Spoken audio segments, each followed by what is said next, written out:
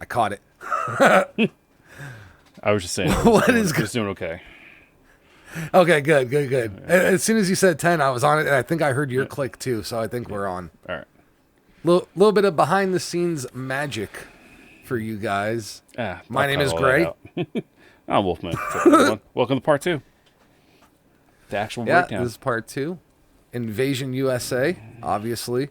Great Chuck Norris movie. Mm-hmm. Before we get into it, want to do, a quick rundown of our services. Quick reminder.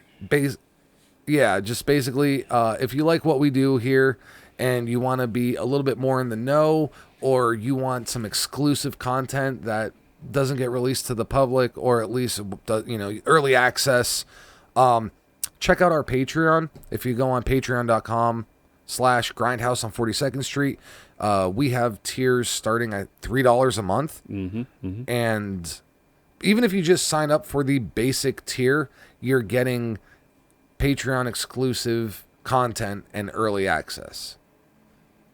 Obviously, the higher tiers mean you get more stuff, which we are currently designing at this moment and whatnot, working it all out. But your main thing you probably want is access to the movies, or not the movie, the serial killer stuff and Star of the Week and maybe any other content we throw in here. So, and plus it actually helps us with this movie stuff also, though. So it helps set us up for budgets for things and any cons we can go to and bring you guys footage and whatnot. So, quick reminder: if you want to help support us, please go to our Patreon and become a supporter. Anytime. It'd be awesome. And it's anytime we come out with something new, you'll see it first on Patreon. So, like, any new T-shirts you're gonna see there, any new stickers you're gonna see there, and it's cool just to be able to support something you like. I actually am a member of a couple Patreons. It's only like $1 here, $5 there, but it's a cool community, and we would definitely appreciate and give you the shout out. You also get a request. So if you sign up for Patreon, you get a request for either a serial killer or a movie you want us to review, anything like that. Maybe just a shout out, whatever. Technically, whenever you're seeing this, we're letting people have both because we got a handful. We got a little more than a handful Patreon supporters, but right now we're letting people get a movie and a serial killer, or 2 of each. Not of each, but 2 serial killers or 2 movies requests, and we'll throw them in the loop somewhere. But also, if you're a Patreon supporter, if you follow us on our Discord in there, we'll throw you in the Patreon Discord tag so everyone knows that you're a supporter and you're extra special and you're better than them.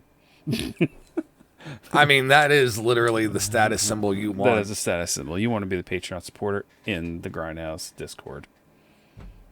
Yep. All right. That covers that. If you have listened to our podcast, if you've listened to every episode, and you listened and you watched all the videos on YouTube, which, by the way, go subscribe to our YouTube channel if you haven't been there, unless you're watching it here already, in which case, hello.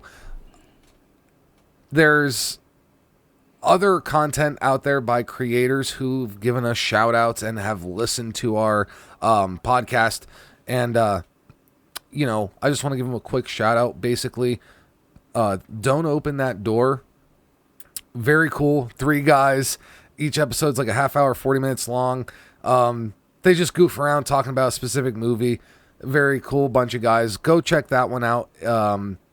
Also, our friend Damon Gerard got another interview, like a full set interview with him coming up very soon. He is the founder and creator of the Slasher app, which is the only social media app out there right now meant for people basically like us. You like horror, you like sci-fi, you like, all the counterculture stuff, and you want to be friends and meet other people who are into the same thing.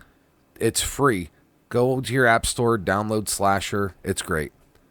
And lastly, Justin Wayne, Slaber Day 7. He did that short. They just started the crowdsourcing for Slaber Day, the actual movie. And it's an Indiegogo campaign. They have this really cool intro where they got like a Joe Bob impersonator to kind of like film It's instead of at the last drive-in, it's called the Last Indiegogo, and they go over the campaign and a lot of cool perks, stuff like that. So definitely go check out, Slaver Day. It's on our Facebook page, but I'll go ahead and share a link again. Sometime within the next couple days of you seeing this, it might already be up. That's it. All right. Yeah, I just don't ever want to piss anyone off. Like, oh man, you saying give me a shout? It's like we said earlier, it's not scripted, so it's kind of hard to remember certain shit like that. Well, we just throw things out as we get them, and when things have to be more scripted, we make it a little more scripted. Yeah, it is what it is. We just make ourselves little reminders. So hopefully we covered everyone. I think we did. I don't think we have anything else shout out at all right now. No. I think we're good. All right, so on to our movie Invasion USA. We are watching on Amazon Prime. It is available right now. I believe it's on a couple other services. We are 1:53 into the movie. Basically, you get the Canon logo. You get, it's a film by blah, blah, blah. Mm-hmm. You see the boat out in the middle of the ocean, and it zooms in. So, hit play on 3. Yep. 1, 2, 3. All right, so basically, it's a boat full of immigrants trying to get into the country illegally. They're coming over. It seems like they've been out there floating for quite a long time. Whether they're actually trying to make it to soil or not, or if they're just trying to catch the Coast Guard is debatable, because that happens sometimes. Sometimes they give you asylum, depending on now. They wouldn't right now. They would send you back, but at one point in time, as long as the Coast Guard got you, they'd give you asylum. So these people are basically dying on this boat right now in the heat. The boat. Actually, no, I think the boat was broke down. Weren't they working on the engine? We did skip over that, so that's why they were sitting there. Yeah, okay. I think they were trying to get the boat running again. Yeah. There's probably about 35, 40 people on this boat, maybe more. And Cuba... You see how he's all scarred? So he was talking about in his face, by the way? Yeah. Cuba is 90 miles from Florida, from the States. And we didn't say that, but these are, Cuban refugees trying to make it to Florida. This movie takes place in Florida. But just put it this way. Gray and I... Well, this movie takes place in other places. It takes place in Washington, D.C. and stuff like that. It's not just Florida. No, but the main perspective of this movie, where like the battles are being fought and stuff... It's like Florida based. No, just the beginning part, like where Chuck is in the swamp area, but they leave. They go to different areas like of the country. Oh, see, I thought that mall scene and all that, I thought all that was Florida. No. That's with the Capitol building in Washington, D.C. It's all in a different area. Chuck just teleports because I asked about the Jason. cover. I was like, why is the Capitol building here? No, it takes place in different areas. It's not all Florida. Okay. Yeah, so basically, the Coast Guard ship comes in, and you think they're gonna be rescued. They're all happy. They get the captain on the ship here, and you realize these guys aren't the real Coast Guard, and they basically execute one of the guys reaching out, the main bad guy. You'll know him as Mikhail Rezov later. He was the guy I was talking about the scarring, because you know him from other movies. You see his face. It's kind of noticeable. I would say iconic. Yeah, he's got an iconic face. Yeah. So they're trying to get stuff, because a lot of times they send these boats basically up with drugs packed in them. So they wanted to rob this boat. So they seem to hijack the Coast Guard boat. They're impersonating the Coast Guard, it looks like. They're all wearing your standard uniforms. Yeah. Although they don't all match. They probably got a hold of whatever they could. Yeah. And they did instantly kill, I would say, maybe 30, 40 people on this boat. And we were talking about the death toll of the movie being at 129. Mm-hmm. Well, here's a fucking third of it in the first minute of the film. So they're taking up the planks, and there you see all this cocaine. Most likely it's cocaine, because they're probably Cuban. Yeah, it's the 80s in Florida. Yeah. It's not It's not heroin yet. Did you see that? Did you see that hand jump out as soon as they opened the plank? Like a hand was like, "Oh, my cocaine." Then you get the title card. Invasion USA. Wow. Yeah, with the hard metal letters. Yeah. Like the gun metal, like that. Yeah. It's like the get stiff as soon as it's like the skin of. Actually, your dick got stiff because you were seeing Chuck Norris with his shirt unbuttoned. That was way before Canadian that tuxedo. You just knew it was coming though, because he's on this. That's airboat what it was. now. Yeah, he's on this airboat. As soon as I heard the engine of the airboat, I was like, "He's coming." So am I. But like, you got the gunmetal color. I was gonna say it's like that iconic RoboCop skin, like that. That's what the lettering is. You know that multicolor, that's what the RoboCop skin's supposed to be. But it's like the Dollar General brand of this fucking font, though. You know. Obviously, Chuck Norris, using the airboat with one hand, probably fucking. I don't know what he's doing with the other one, but no, well, that's how they drive. Shirt, you have a left and right like here, and then the other hand has a throttle on the other side, on the side of the seat. So his other hand's on the throttle down there working the throttle, and that's the left. The left and right is with the big lever. Okay, so it's not like a gas brake thing. No. Well, it's a fan, yeah. Obviously not going to have brakes. Well, How the fuck you don't have you have a throttle to turn the fan down, and then you kind of coast. But it stops pretty fast because you're like hydroplaning, so it's not like a boat where you just keep and it's really light.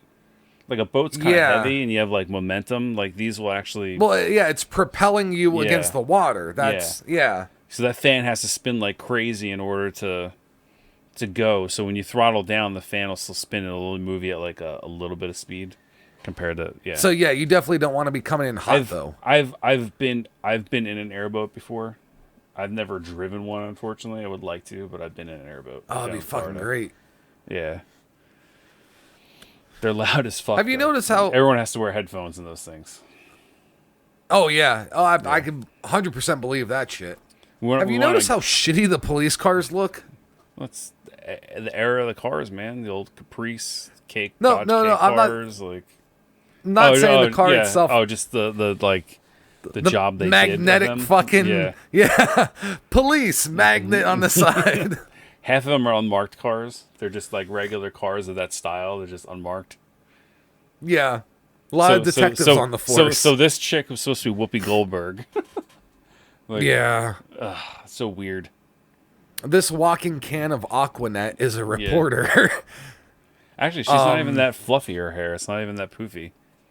Oh, it gets there.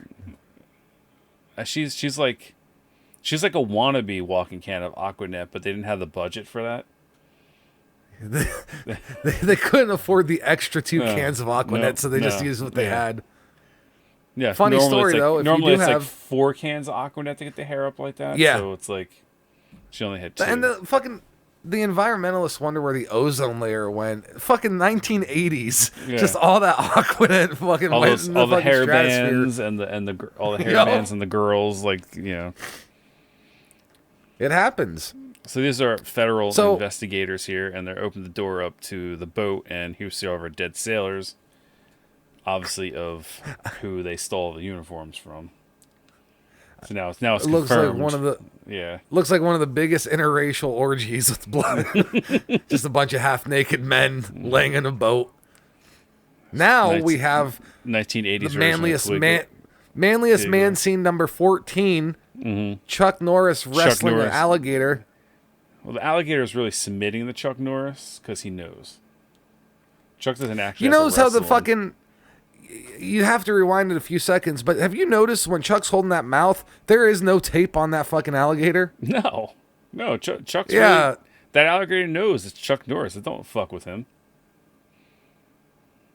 Yeah, that old guy's looking at him like, look, let's break character a little bit. That actor playing the fucking sidekick is like, what the fuck did I sign myself up for? No, that guy's probably that guy is probably he's probably the animal wrangler. He's probably the animal wrangler. And honestly, you could hold an alligator's mouth shut very easily. They don't have once it's closed. Once it's closed, yeah, that's what I'm talking about. Someone had to have handed it off to him with it closed. They have very weak Jaws opening power. It's only like But 11. close- It's only like 11 or 12 pounds or something like that. Yeah, The open, it's very light. It's very light, and then maybe 15 at It's the like- most. But their closing power is like thousands. It's like 250, 300 I think pounds. it's like 1,000 pounds, something ridiculous. But I for couldn't imagine, dude. for like perspective, was it 5 or 15 pounds or whatever, you can rip a human ear off. Yeah, Something- 8 pounds will break someone's Yeah. nose. Yeah, so 8 pounds is quite a bit. Yeah. So now Oh. we get the one of the best scenes in the movie coming up. So that's Billy Drago. That's the other iconic face in 80s, 90s henchman-ness. So we have our bad guy, Mikhail Rezov, here in this shady-ass motel, which straight out of the GrindHaus area hotel, where you can buy rooms by the hour in this place. Got the hookers all over the place. And he comes in with some drugs, and he's like, to try to peddle off to get some of the money going on. Why does Billy Drago always look like he's about to have AIDS? Like he doesn't have it, but like he's very About to close. have AIDS. That's a new one. Like his cheeks are very, you know what I mean? He's just very sunken in. That's just his face, man. Yeah. Like later he gets Nah. worse. 'Cause I think he had plastic surgery and stuff. Oh, So Jesus yeah, Christ. it gets bad. He just turns into like a movie villain, just like this guy looks like a movie villain. So I guess Yeah, so now but they're this trading guy- drugs for guns. Basically, it wasn't like so much a money deal, but it's Yeah. put the scene in Boondock Saints to a shame walking into this place. That's all I'm saying. But, Boondocks, it was a little bit more comical. No. I'm just saying the armory wise, like in comparison, like when you walk in a Yeah, place. there's nothing funny Yeah, about yeah. this, like this fucking massive guns. This is like beautiful. That's weird. What? Why? Did you see him just put his whole finger in He's his tasting mouth? the cocaine. Like he He's hands him the being- phone. He goes, he's- "Yeah, but it's not just like a." You gotta understand, he's probably high as fuck right now. There's probably real cocaine. Lucky son of a bitch. It is the 80s, I'm surprised there's not a cameo by Quaaludes. That's what I'm saying. Yeah, Billy's, he's probably cranked out of his mind on this cocaine. Now this bitch is probably just like free cocaine. She didn't even get paid for this movie, and she's just, she's got one of those serious cocaine brass straws too. They're not even like fucking around. That's when dollar you can bill. tell there's a true cokehead. When you have your own straw. Oh, so hold amazing. on. Pause. So if you have your own like metal straw because you're an environmentalist but you still enjoy cocaine, or you have like a 4-inch long fucking pinky nail, or you smoke Parliaments, you're probably a cokehead. I didn't know the Parliament thing. I Just- never heard that one before. So Parliaments, like a normal cigarette, you've seen the filter, it goes right to the end. Parliaments have this small piece of cardboard in their filter, and the filter cuts off here. So there's this little scoop at the end of Parliaments, and literally just go, huh. I don't smoke, so Well, Yeah. if you see somebody with Parliaments, like an old lady, be I like, need to look at their cigarette. yes. A Coke scoop. Before we do hit play, just a 30-second breakdown of what the fuck just happened here. Because it's fucking goddamn amazing and fucked up all at It the was- same time. I don't know what the budget was on their effects for this movie. they killed this but woman, though. Fucking well spent. Well spent. Well spent. Fuck, You that was want a to good magic explain what trick. happened? Because My worst fear when I used to do drugs, because I snorted, I was never an intravenous user, nothing like that. My worst fear was, because I was in some shady situations, obviously, drug addict. My worst fear was if I was trying to snort something, if somebody was to smack my head down. Even though I never saw it in TV or movie, I was like, man, that would just really suck for that to happen. Now I'm almost 7 years clean, and I finally realized why I was so afraid of that moment. Because this German prick fucking doesn't gently grab her head and like guide her nose over the straw. He when you put too much laundry in the washer and you can't close the door, you just kind of go like that. And he was the like fucking thing wham, just fucking disappeared. He slammed her face onto the fucking mirror where she was chopping up her breakfast. If I want to quote Metallica, Yeah. chop your breakfast That's on fair. a mirror, and that fucking metal brass straw just disappeared up into her sinus cavity, into our fucking brain, basically. And she's gushing blood out her face. She had to have been a magician to get this job, because, like, even if you watch that frame by frame, it's like, man, I think straw, she just coked straw. out and they really fucking just killed her. That's what I'm gonna, it's canon.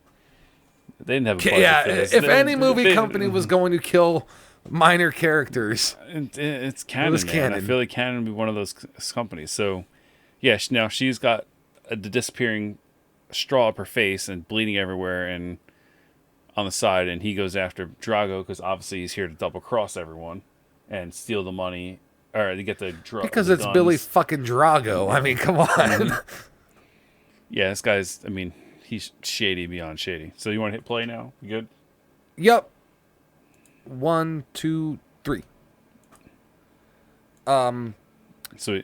All right, pause. Wait, yeah. I forgot. Like, so then he's holding Drago against the wall, shoots the two Out dudes the hall. coming in the hall, and then he sticks the gun in Billy Drago's pants. In one fell swoop. It's not like he put it on his pant line and like had to work it in. Dude, it just went right Obviously, in his pants. His shit's a little loose for the movie making. It wouldn't have been that easy, Well, in real that and life. he had AIDS. I mean, Yeah, a little skinny. He fucking shot that gun right in his fucking crotch and shot his fucking dick off. Now, they cut that for the UK release. That's not in there. And also they cut the you nose. don't say. And the nose slamming with the cocaine. I didn't mention that earlier because I was saving it for now.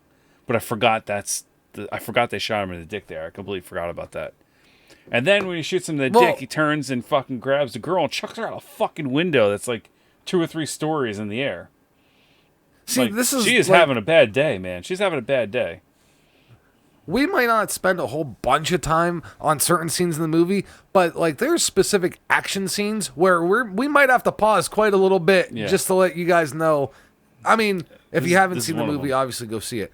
But yeah, it's chaos on film. Like, we're 13 minutes into the movie and we've had a mass murder where they gunned down a whole ship of innocent people. Wait, how long are we into the film? 13 minutes. 13:03. Shit. I didn't think we were that far. Yeah. God damn, we are. Wow, okay. We're 13 minutes into the movie, and we've had a mass murder in the beginning where they killed like 30 fucking people at least. Yeah. And then brutal cokehead deaths and 2 guys in the hall where he just killed 4 people in a hotel. As well as Chuck Norris wrestling an alligator. Yes. Oh, yes. I just meant like death-wise. Yeah. Chuck Norris wrestled an alligator. We had the epic scene of him driving the airboat where it's just magical hair flowing in the wind, in his Canadian tuxedo, and his shirt has no sleeves and it was unbuttoned completely. It's just, it's chaos. If you're a gay man or a woman and have a thing for Chuck Norris, that's a scene for you to kind of get a little moist. I think a straight man would be okay with that scene. Like, goddamn, that was a good-looking man. I was getting to it, man. It's Chuck Norris in his fucking heyday prime, I was gay for Chuck Norris. I don't know what happened to the chest hair, though. It was there. It was there in its glory. Was it? You're just so distracted. You're just so distracted by the flowing hair and the close-ups and how to figure out how to drive the airboat that you didn't notice it. But was it like 72 where it was literally a sweater? Or has he learned to like keep that shit like a little trimmed? I didn't take a look. No, I think it's just it's a little light in this movie. Okay. Maybe he was out in the sun a lot and it lightened up, so you don't see it because he is shirtless, or at least his shirt's open a lot in this movie. I mean, his shirt's open in the fucking movie box cover, so. And that's what I'm saying. You don't see it like in fucking, you know what I mean? In Way the Dragon. That was his first movie. Way the Dragon. Yeah, wherever. Yeah. That was like his first movie, so I don't think he was out suntanning like he is now. So the shit was probably a little darker, a little bushier. And he was wearing a gi, so it's like coming out of the gi. Now he has this whole shirt open, so it's probably pushing it up, So we're spending the whole 10 minutes talking about Chuck Norris's fucking chest hair here. All right, so ready to hit play? That was like, yeah. All right.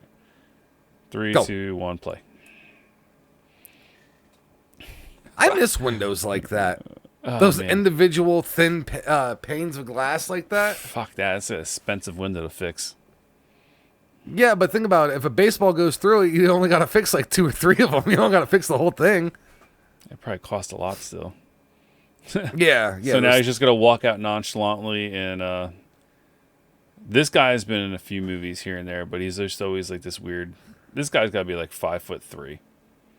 Just little creepy old guy with his beer belly is going to run and steal the cocaine before the cops get there. Obviously. Probably wishes this was a money exchange. Get shady. some fucking cash out of it. Shady dealings. I'm going to tell you something, though. That man right there probably just came across more money than he's ever seen in his life. Because there was a lot of coke in that bag. Yeah, and we think it's real. I mean, they probably killed him afterwards, so he didn't get away with it all the way. Well, I don't know. Yeah. You know what this guy looks like? He looks like one of the dead bodies in the pool of Poltergeist when the skeletons come up like out of the ground. This guy. That's unfortunate. I mean, it's true, but you can't like, tell he doesn't look like a fucking dead man. Like, look at him just sitting there. John Eagle's oh look, boat yeah, rods. dude, he's totally trimming his chest hair. Not John Eagle, not him. Yeah, he's got Chuck. some chest hair. I But, thought I thought there was a little chest hair flowing there when they're in the scene there. I don't know. Maybe I was wrong. The sunlight at the golden hour just caught. Yeah, maybe just caught a little bit of chest hair there. Yeah. I guess he's trimming. He's trimming it down.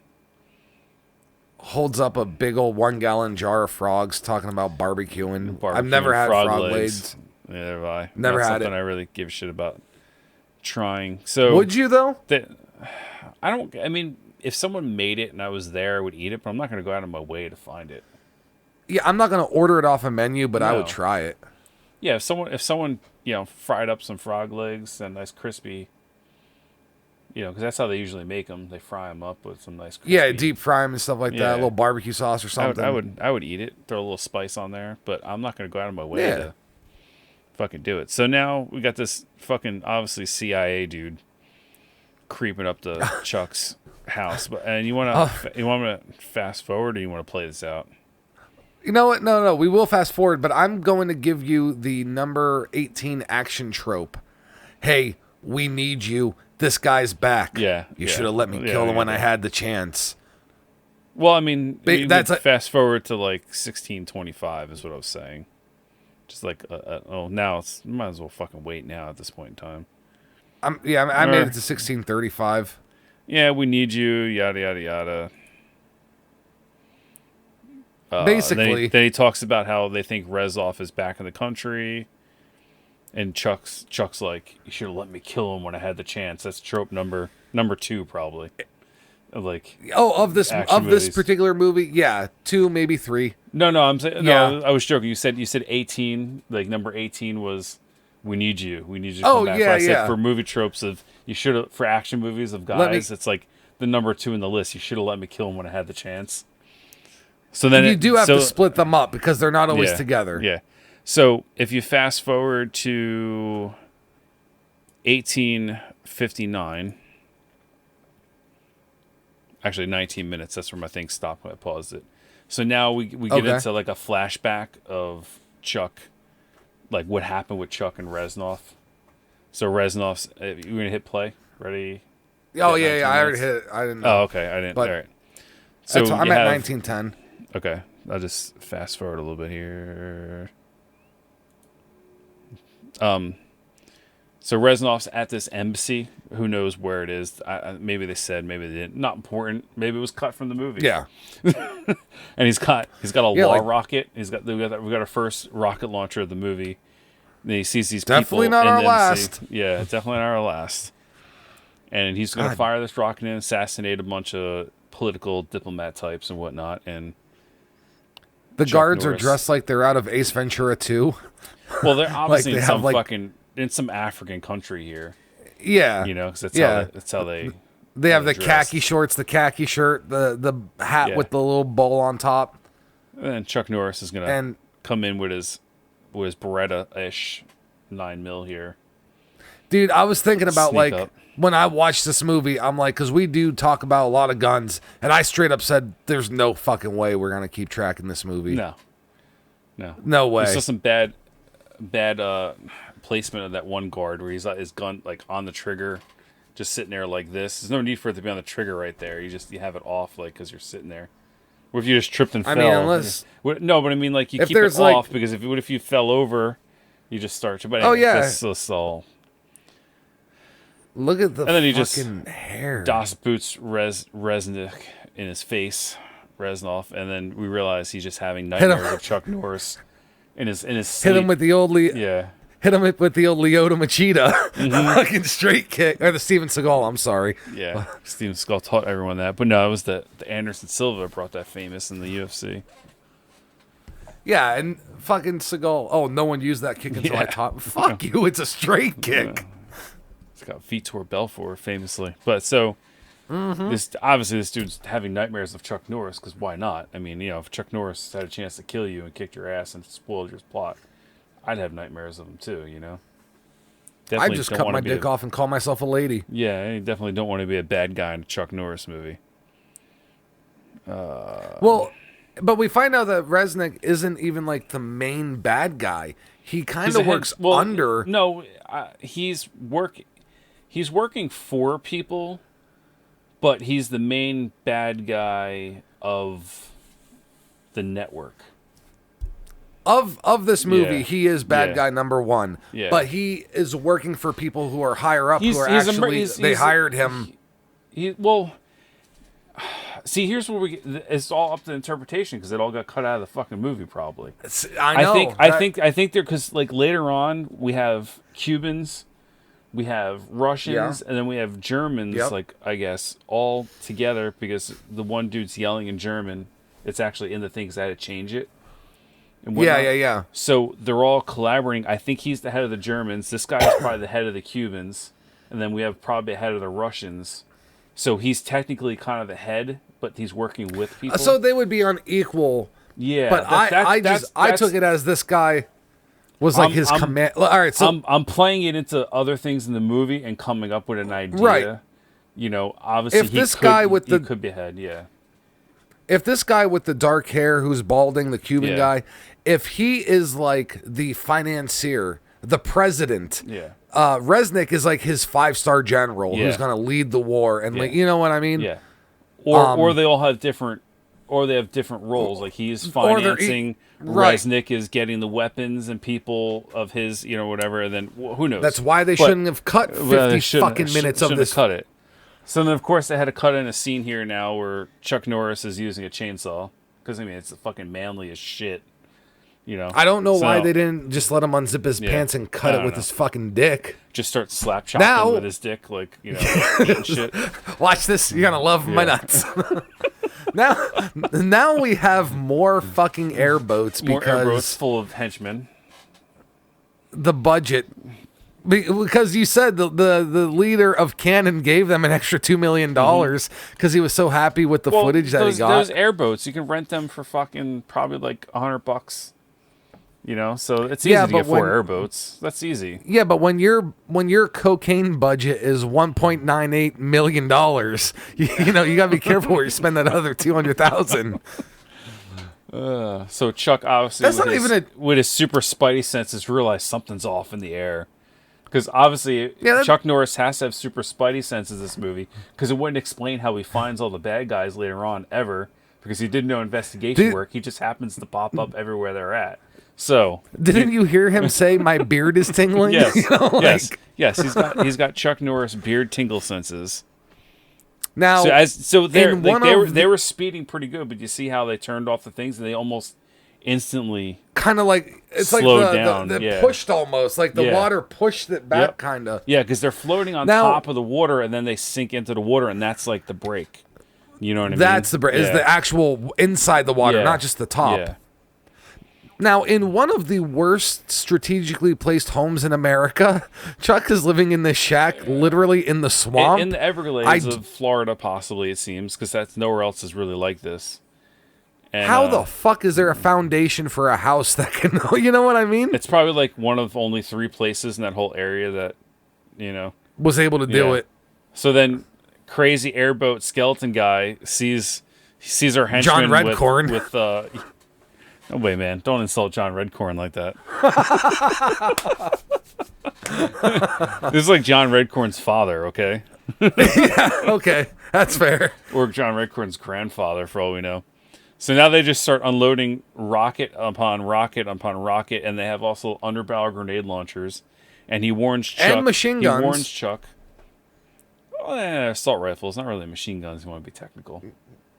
Yeah, automatic weapons, we'll say that. Assault rifles. Because that guy looked like he's holding a pistol. Like, yeah. that guy's not prepared. One guy had a pistol. A couple guys had some SMGs. It looked like. They've got to cut the cute armadillo scenes for filler, you know? It was a good mix of weapons, but just not against Chuck Norris. No. So, you know what I mean? Chuck was able to get away from the house in time, even though they blew the shit out of this fucking shack, and they think he's dead. Typical bad guy thing. They don't check on the body. Another bad guy. Never. Bad. That's like trope number 4. Here's stock footage of them coming in the first place. Of them leaving. Yeah, just reuse the same fucking footage. It's gotta be. It looks like the same as that goddamn footage. It's the same shot. Yeah, that's what I'm saying. It's the same fucking footage there. Oh, Cannon, don't ever die. Cannon's already dead, unfortunately. I know. Just it's already dead. Let me have it. Chuck gets old guy, brings him back in. So now, this pissed off Chuck. So Chuck's going to go murder a bunch of people now. He torches his house, what's little left of it, actually, with the old guy's body probably in the place as basically gives him a Viking funeral. Well, it's kind of like in a cartoon when a house blows up, but like the roof is still standing and there's like 4 posts holding the whole thing together. That's basically what's left of this house. Basically. Yeah. So Chuck takes his I'm skipping ahead to I'm at 29 minutes now. Chuck rides his airboat to, mainland where he's got this badass fucking pickup truck. Or a Suburban or whatever. I love these fucking old, the Dodge. Like a 70s style fucking, even 60s maybe. Yeah. This is the Chevy stepside from probably 72, 73. I almost bought one of them, but it was too rusted. Okay. Yeah, this is fucking badass. It's like one of my favorite trucks. I really like the old Broncos that were turned into trucks like that had the bed. Well, really the old cool. Broncos had detachable caps. That's what it was. They weren't turned into anything. The caps came. Oh, see, I thought they were chopped. No. They actually were removable. The older ones. It got to a point where they weren't removable anymore. Same thing with the K Blazers, which are the Chevy's version of the Broncos. They had removable tops, and then you had the Ram. I think there was just a Ram. It was just a Ram. I forget what it was back then. I think it might have just been the Dodge Ram, and it was just because now it's Ram, like all Dodges. They don't call them Dodges anymore. It's Ram. It's Ram trucks. Well, they're trucks. Yeah, the trucks are all Ram. Yeah, but they're not Dodge anymore. It's like its own brand now. It's called Ram. It used to be it's like 1525 or whatever. It used to be like Dodge Ram pickup, Dodge Ram whatever. Now it's just Ram. But anyway, those things had removable caps. Also, it was just like the thing of the era. But yeah, the K5 Blazers and the K10 Blazers. K10s were the heavy duty, 3/4 ounce. I don't know. I can go on with those things. They're pretty awesome. They're badass. No, but I'm familiar with the body style, and I really would enjoy, especially the Broncos. I love Broncos. So if you skip ahead to 3052, are you at that's the where beach? I'm at. Yeah, we're at the beach scene. So you have this couple just coming out of the water. It's at night. The guy is wearing an unfortunate Speedo. I don't understand how that ever became a thing. I'm sorry. Europe. That's all I gotta say. It's Europe. Yeah.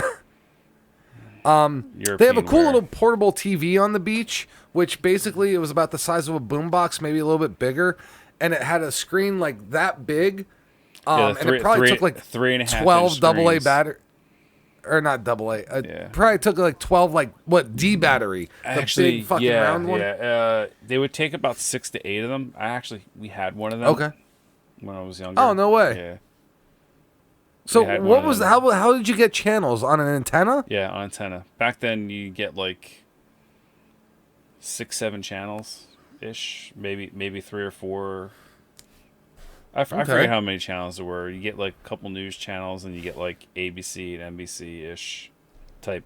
So like yeah, but basically Yeah, like your yeah. local stuff. You get your local version of it. So then we have our Yeah. Cuban leader dude. Yeah, JVC. We had something similar. It was pretty Pretty accurate portable. though. Yeah, pretty portable. No, that's literally. Yeah. I mean, it's not the same one I had, but But it was the But same style. yeah, but like, it had UHF and VHF channels that you could pick up. So oh no way. yeah, he murders our couple as they're going busy on the beach there, and they shoot up some flares, and now you have these old World War II style landing craft boats or whatever. Yeah, your landing crafts where the gate opens up. They have a name, and I can't remember what the name of them are. I would say I call them a landing craft for sure. Yeah, but they had a name. I forget what they're called. Yeah, their technical name. Yeah. But So now you have all your terrorist forces rolling out, and the mix of Russians, Cubans, and so like right here, that guy's like yelling German, so we know some of them are German. So they gotta be East Germans because they were the Russian controlled side of the Germans. They did a quick shot of the TV, and they had the legs of the dead guy, and he was basically being trampled, and they added the bones breaking sound. Yeah. Yep. Dude, all it was like a 1-second clip, but totally worth it. It's just little details that really make a difference. It's crazy. It's awesome. Now we have the biggest caravan of U-Haul trucks I've ever seen. Yeah. Not necessarily U-Haul, but a bunch of box trucks. Red trucks, you have box trucks, you have like the big almost semi type trucks. You know, you get like like your old like Volvos and stuff. Like large like industrial furniture. They have a Pepsi truck right there. There's an actual Pepsi truck in the background of the one scene there. They have vans. You know, just anything that would deliver appliances. You get those big trucks that deliver appliances back, Yep. And yeah, basically they're just all loading up and driving. Pizza, now I bet you Ray's Pizza hasn't shit on Gray's Pizza. I'm just saying. Yeah, well, okay, so that's where you are. You're like a second or two ahead of me. All right. This is basically the scene where Chuck shows up and tells the guy, "Hey, I'll do it." You don't need any more than that. I'm gonna jump forward to 3541.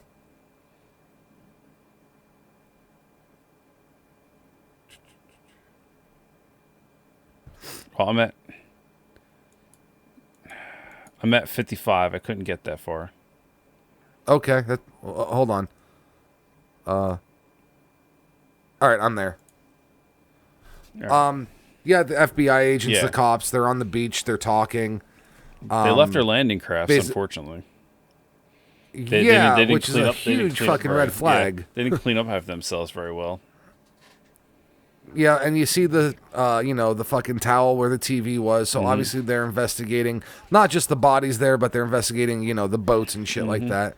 The same news reporter from earlier, she's busting balls, being a pain in the ass, and she looks over and her she hair sees, looks like it hasn't changed since the earlier shot. Yeah, no, it looks exactly not the yet. same.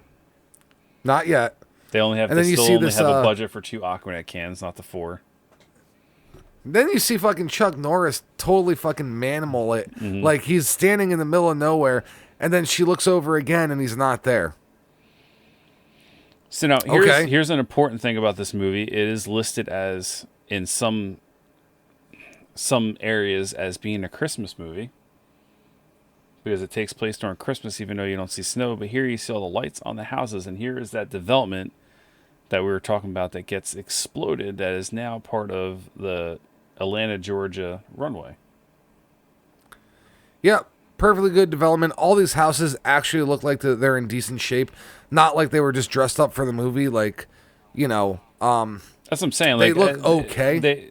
You see a little bit of furniture here and there. They dress up the outsides with some minimal lights just to make them look lived in a little bit. And I don't think they had to put too much effort into these. No, a couple lights in the windows and shit like that. Ugh, that little girl is ugly. I'm sorry. You saw it?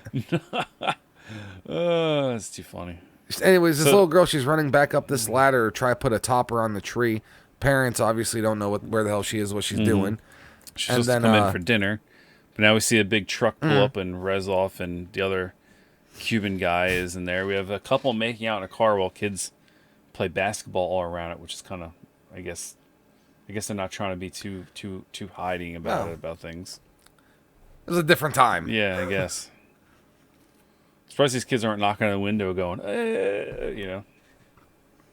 Yeah. Well, trying to mess with them.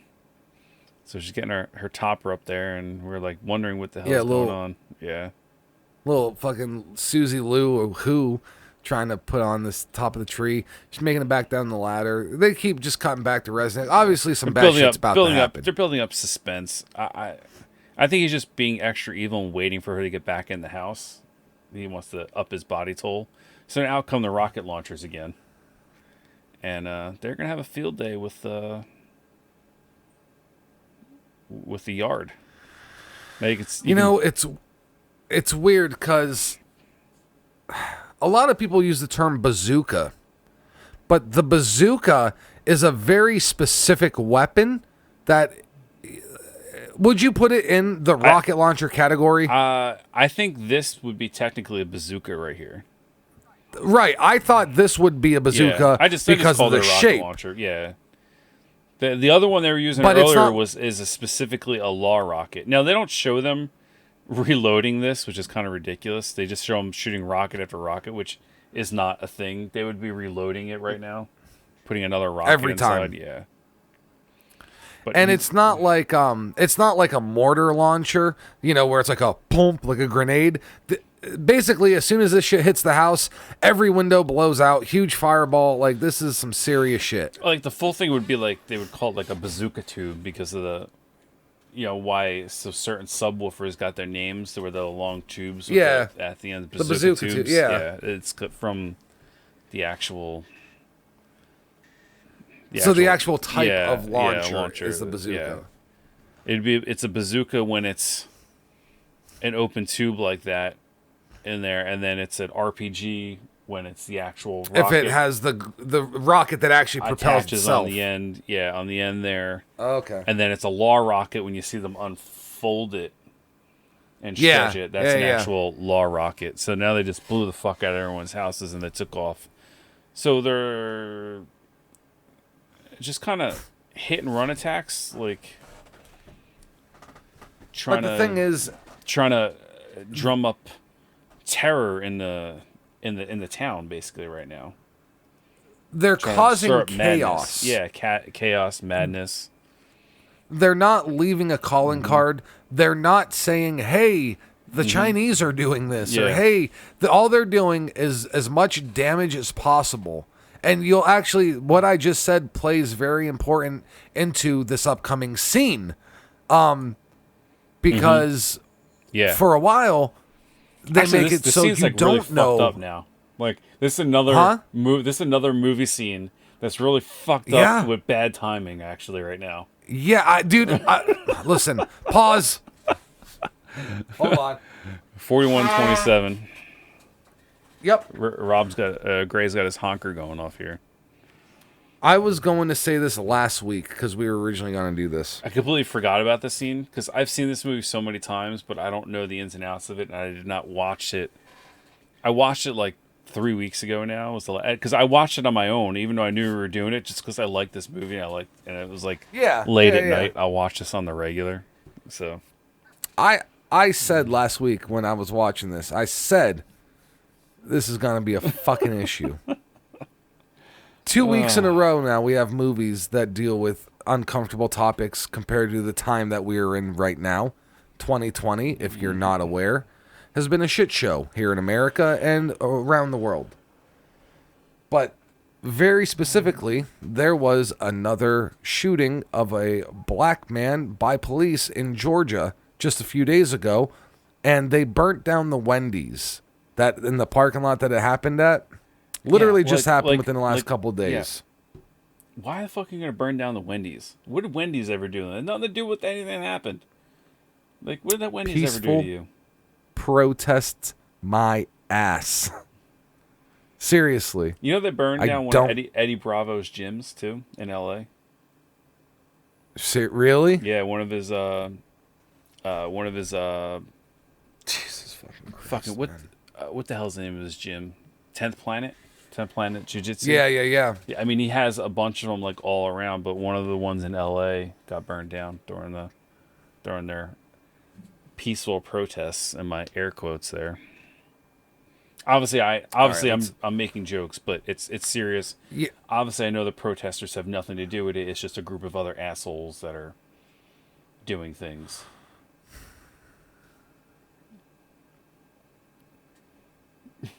Not even touching it. that. This is I think Not my I platform. think, I'm just no, Just saying. no. Honest to God, if you want to protest something, I 100% believe you should. But to vandalize private property that people have worked very hard for, and then to personally gain, go out and loot and steal, to personally gain off of other people's tragedy, makes you one of the biggest fucking scumbags out there. And this planet is full of people like that. And it makes me not even want to fucking be here. And like I said, they're making the peaceful protesters that really want to change look bad because they're mixing in with them. Yep. And they're ruining things basically. And that's all we're going to say about that. And that's why you're never going to see change in this country, because there's too many people out there who want personal gain over change. Yeah. So I'm at 41.25. I'm at 27, so hit play and I'll... Go ahead. So they're having this little outside barbecue at, it looks like some kind of store. It says community center. It's probably South Miami, South Miami Community Center. So it's a little Spanish area, having a barbecue. I don't know. Like a social, like a dance. I was gonna say fiesta, but that doesn't really work, I guess. You racist. I know. No, they had food, they had drinks, they had like, music. And then you see this police car rolling up very slowly. With very Some shitty magnets on the side that just say Miami yeah. Police. Very shady. These two look like dudes strippers. They look like strippergram guys. They definitely do. Yeah. But they're shitty aviators, and they put the lights on so you can't see exactly what's going on. I've actually been on the other end of that light a few times. Oh, yeah. That dude has a hickey on his neck. Yeah, possibly. Oh, that's a hickey. And then you get the Asian cop. It's an Asian cop and some sort of white guy. At least it's not two white cops. And then the scene would look right. worse. So this They Asian just cop pull out just their starts, pump. Yeah. Pistol grip shotguns also. Pistol tactical. grip pump shotgun. Just start unloading they on just our fucking- little party here. Yeah. They T2 the shit out of this place. Mm-hmm. And then the Asian guy specifically says, "Hey, leave witnesses." Enough, yeah. So- So witnesses. So they're obviously trying to drive terror. And They it want looks people like to think looks the like cops a report. did That's a this. reporter. I just realized that. What is it? I think. Oh, that yeah, was the a reporter's reporter. there, yeah. Yeah. I don't think I ever noticed that the reporter, and looks like he's ready to shoot her, but he decides. but decides that he the other said, guy "Leave the was right. witnesses. They're gonna get back in the vehicle." Yeah, it is a and fucking magnet. they It's want- kind of funny. I thought it was just like Yeah. lettering, but it's just a fucking magnet on a shitty. Yeah, that's why I said they're just fucking Yeah. side pizza delivery magnets. Yeah. Then, they want the community to think that it was the police Mm-hmm. who did this. So when the real cops come, no one knows who to trust and shit. And this is Chaos. just Creating bad anarchy timing. and chaos. Yeah.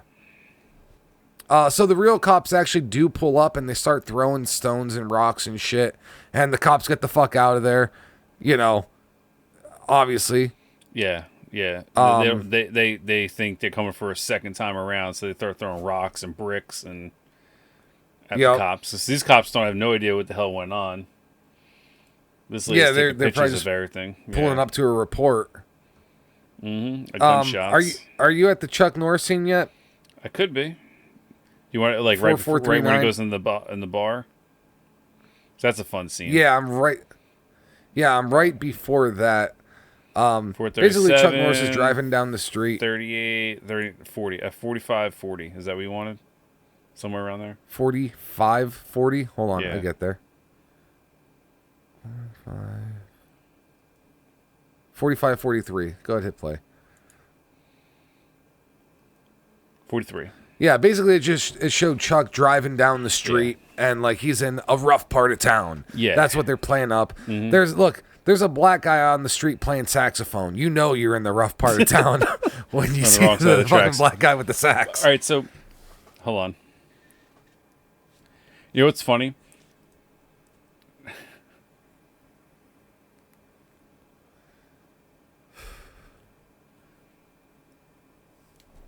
What? All right, I just want to hear that because it's funny because in the goofs they type out the dialogue between Chuck and this guy, but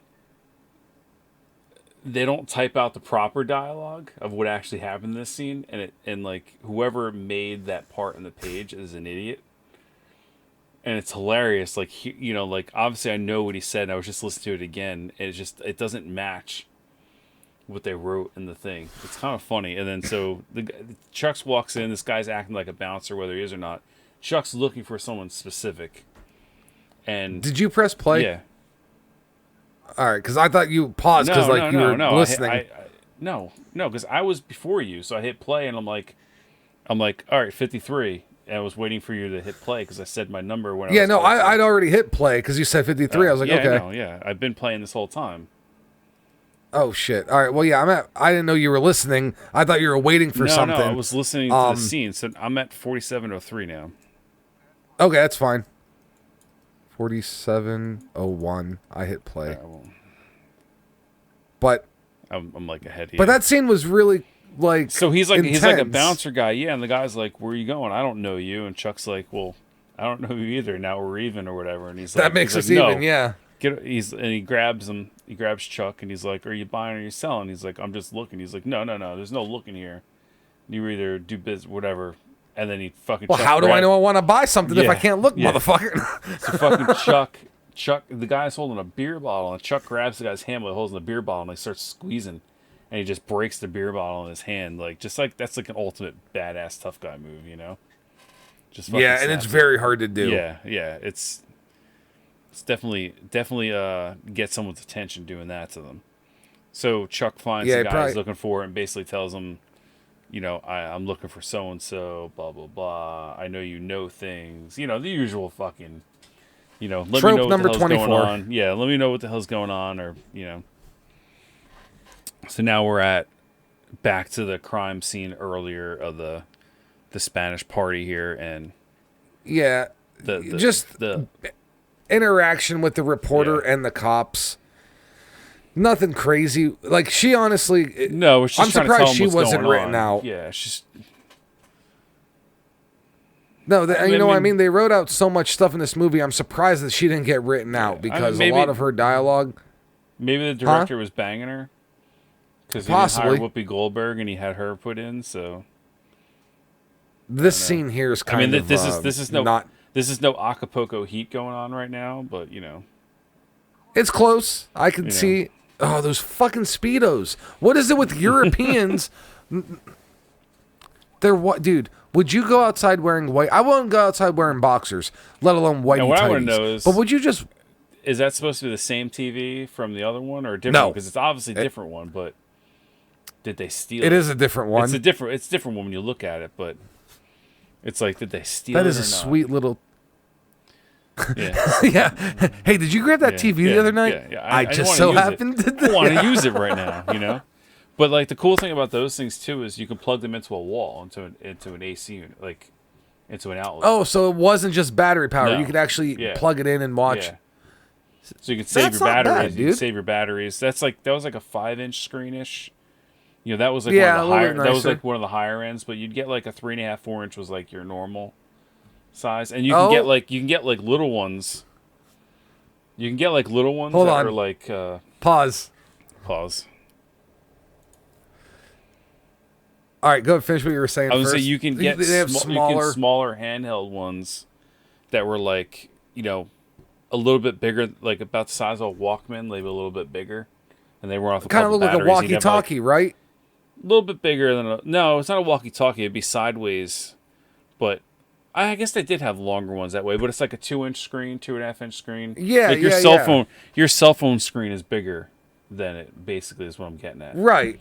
You Yeah, know, the but screen would be like that. Yeah, it'd be like a 2.5. So yeah, it'd be like that big, something like that. Like, and yeah, they have a little antenna, and they're just powered by like 9 volts, I think. Like Right. the 9-volt batteries, yeah. Like And it was antenna. glass, like it was a glass screen and all that, like. Yeah, they were expensive. But So, you can get them. because think about it, dude. Because back then TVs were still tube technology, so they're at the point where they're making either little tubes or transit. That little TV, that thing like we had like when I was young. My dad bought it. I guess he used to camp before I was born, and stuff. He had like a bow and stuff or whatever. He was into like riding his motorcycle and whatever. And I think he used to camp and stuff, and he bought it, I guess, thinking, like, we used to go surf fishing a lot and crabbing and stuff, so we'd bring the TV with us. But that thing cost, I think, $300 or $400.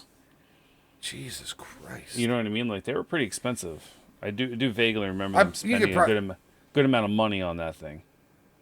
You could probably find them, like, super cheap right now, but are there still digital channels out there that you could pick up, like, through antenna?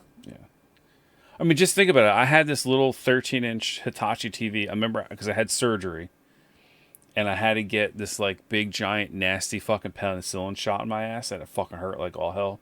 Because penicillin's thick. It's not like you're pushing like a little like. Yeah, it's like motor oil. Yeah. Yeah. Yes, and you have to give it to you in your butt because it's one of the only places in your cheek that they can give it to you where it can accept it.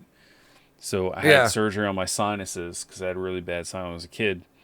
And it didn't clear up after it shot, so they ended up buying me a TV as a like I'm sorry you're present. But I had a 13-inch Hitachi TV. It was $320.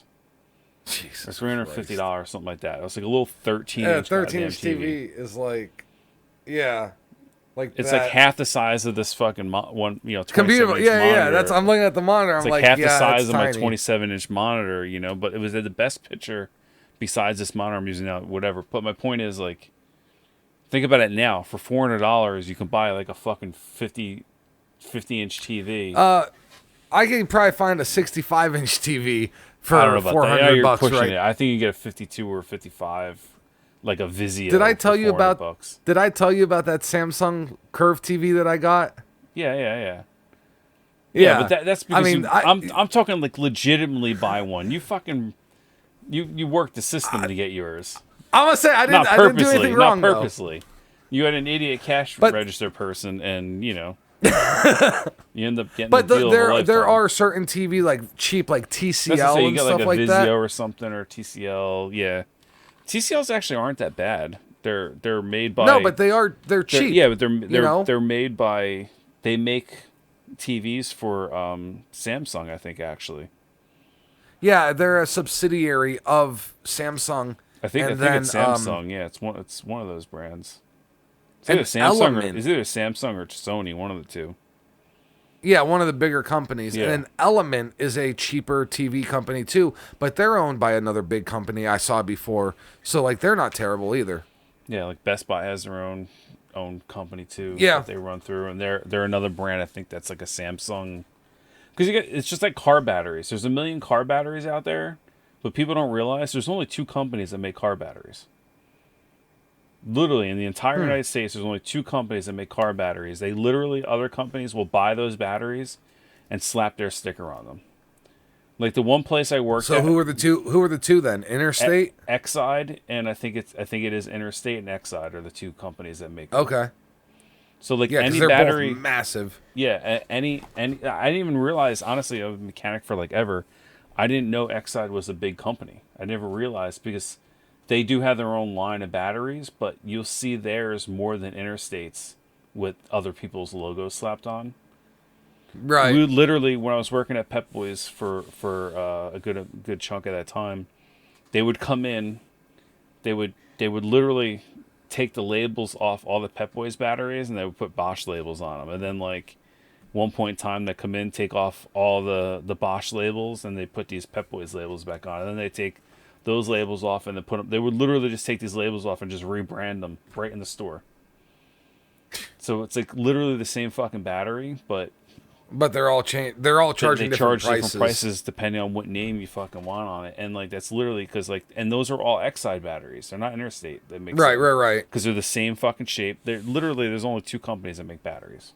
So for anyone out there that know, to a certain extent, you can buy a cheap battery and you'll be fine. But there is a difference between buying your generic fucking Walmart shit battery sometimes compared to an actual yeah.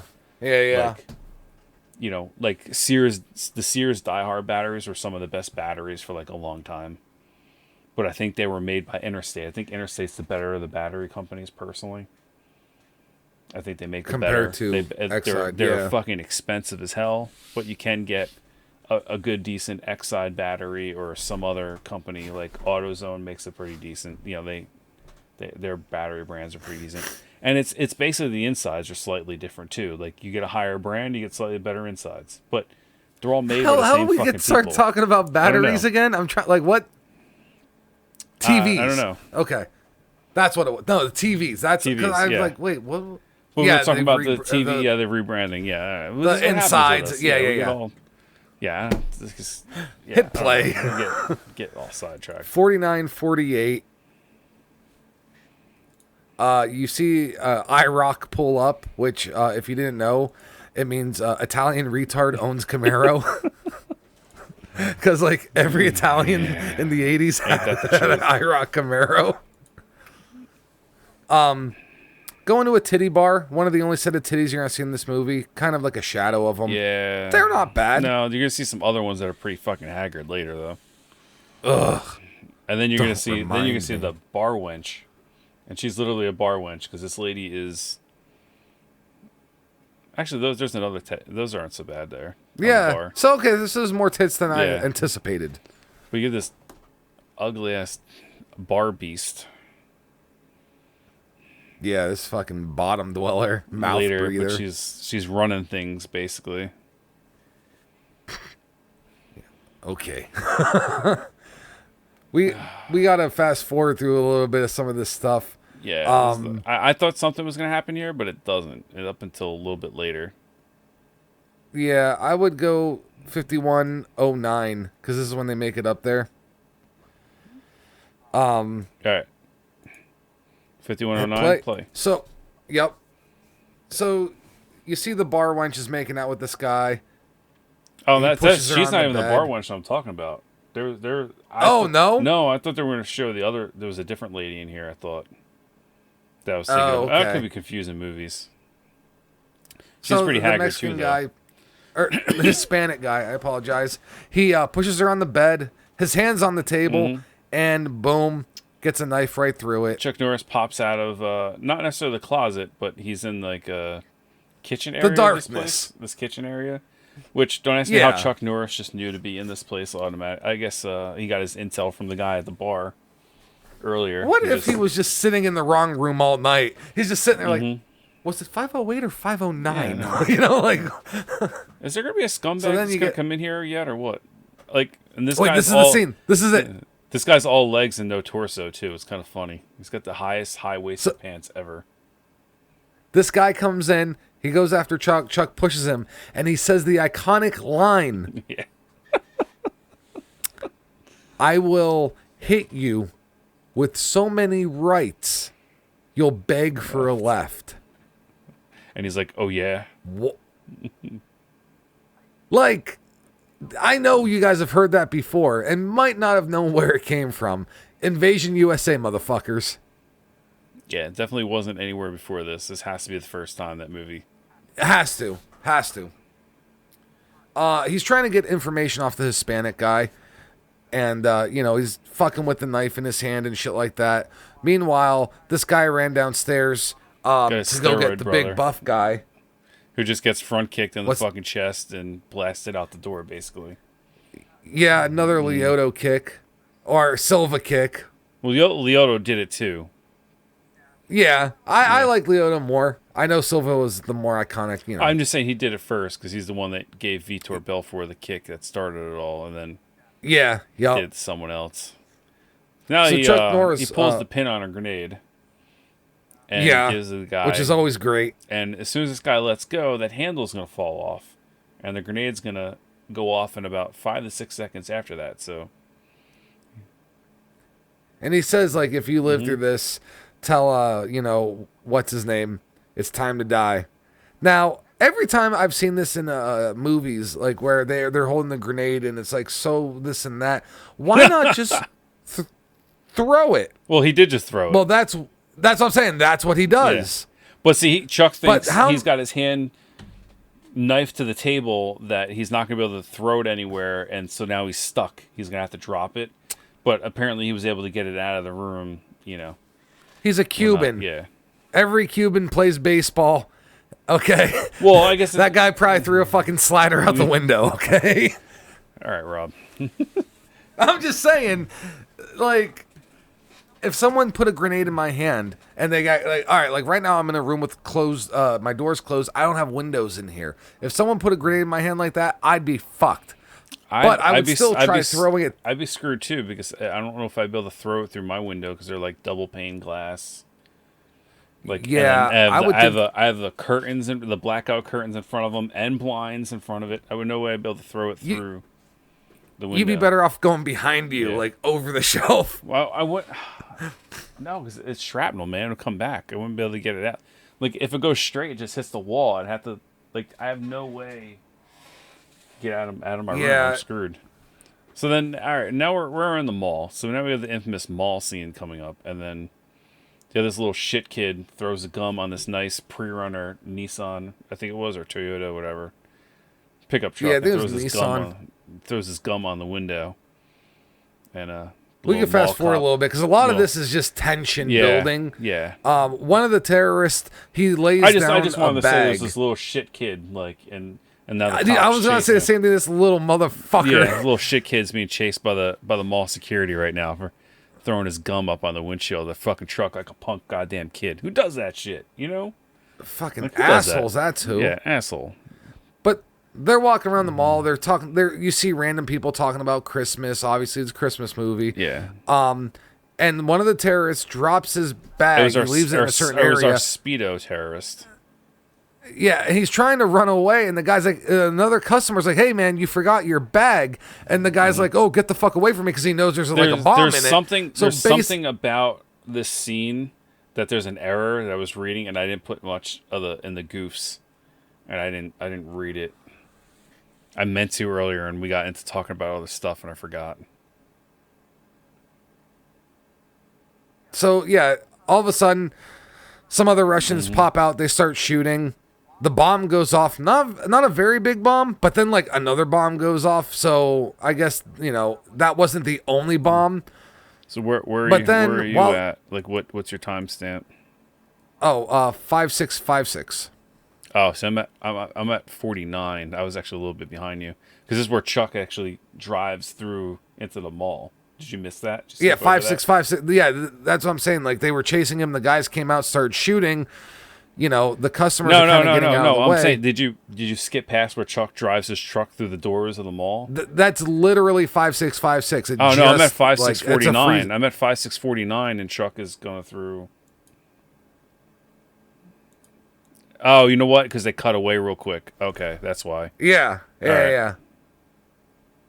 So, did you hit play? Yeah. Okay, that's why. I thought he was going to go right through there. That's why I thought you were a little bit ahead. Yeah, and then with his badass pickup, Chuck is getting shot at, and he'd be dead right now in real life. Dude, yeah, like these guys aren't hitting a fucking thing. No, there's like 6 of them shooting. Yeah, they went to Stormtrooper gun school, apparently. Oh, yeah. Hits one of the guys, obviously. Not a fruit stand, but something close. Now, Chuck notoriously uses these guns throughout this movie. It's got these little... Would you say... Little mini Uzis. Uzi? They're mini Uzis, okay. Yeah. Okay. Yeah, they're the Uzi minis, yeah. Yeah, not the Not the big Israeli Uzis that you think of. These Yeah, are like little minis. Okay, yeah. So I was gonna say just the regular Uzis, but then I remember like they made a smaller, like more compact version. That's these yeah. ones. Okay, these are badass. These are the little Uzis now- that are in oh God, why am I fucking words, man? Jesus. Call of Duty. No, PUBG. Okay. You can get these. You can get one of these Uzis in PUBG as like a Nice. as a pistol type weapon. So the terrorists, they jumpstart Scorpion that now. Nissan Baja truck, and they're driving through the mall. So and Chuck is- actually performed this own stunt. He That's what we were is talking about hanging earlier. on the passenger side of this truck while it drives through all these display stands in the mall. And while he people punches running. the shit out of the passenger too. Yeah, I mean, this is pretty intense. It's definitely pretty awesome. Like that. Now they drive out one of the doors, and Chuck. I think it was Chuck too. Jumps off the truck. Yeah, jumped off the truck through the glass there. Yep. Surprisingly, the reporter lady pulls right up as soon as it happens, so they hide behind her car. That little security scooter turns the fuck around. Yeah, And he pieced the fuck out. He saw the gunfire. Yeah, like, not even. He almost not even rolled fucking that with damn that. thing because it had the one wheel in the front. He was like whipping that thing around. He's like, please don't roll, please don't roll, please don't roll. So now they start the epic car chase. Now you got to have a car chase in '80s action movies. Ever since what's cool about Bullet this car and Steve chase- McQueen, you know what I mean? That movie. There's always car chases like crazy now. So Chuck and the reporter look to be in like a convertible Mustang, which it's cool, okay, Mustang, but the bad guys hotwired that Nissan Baja truck.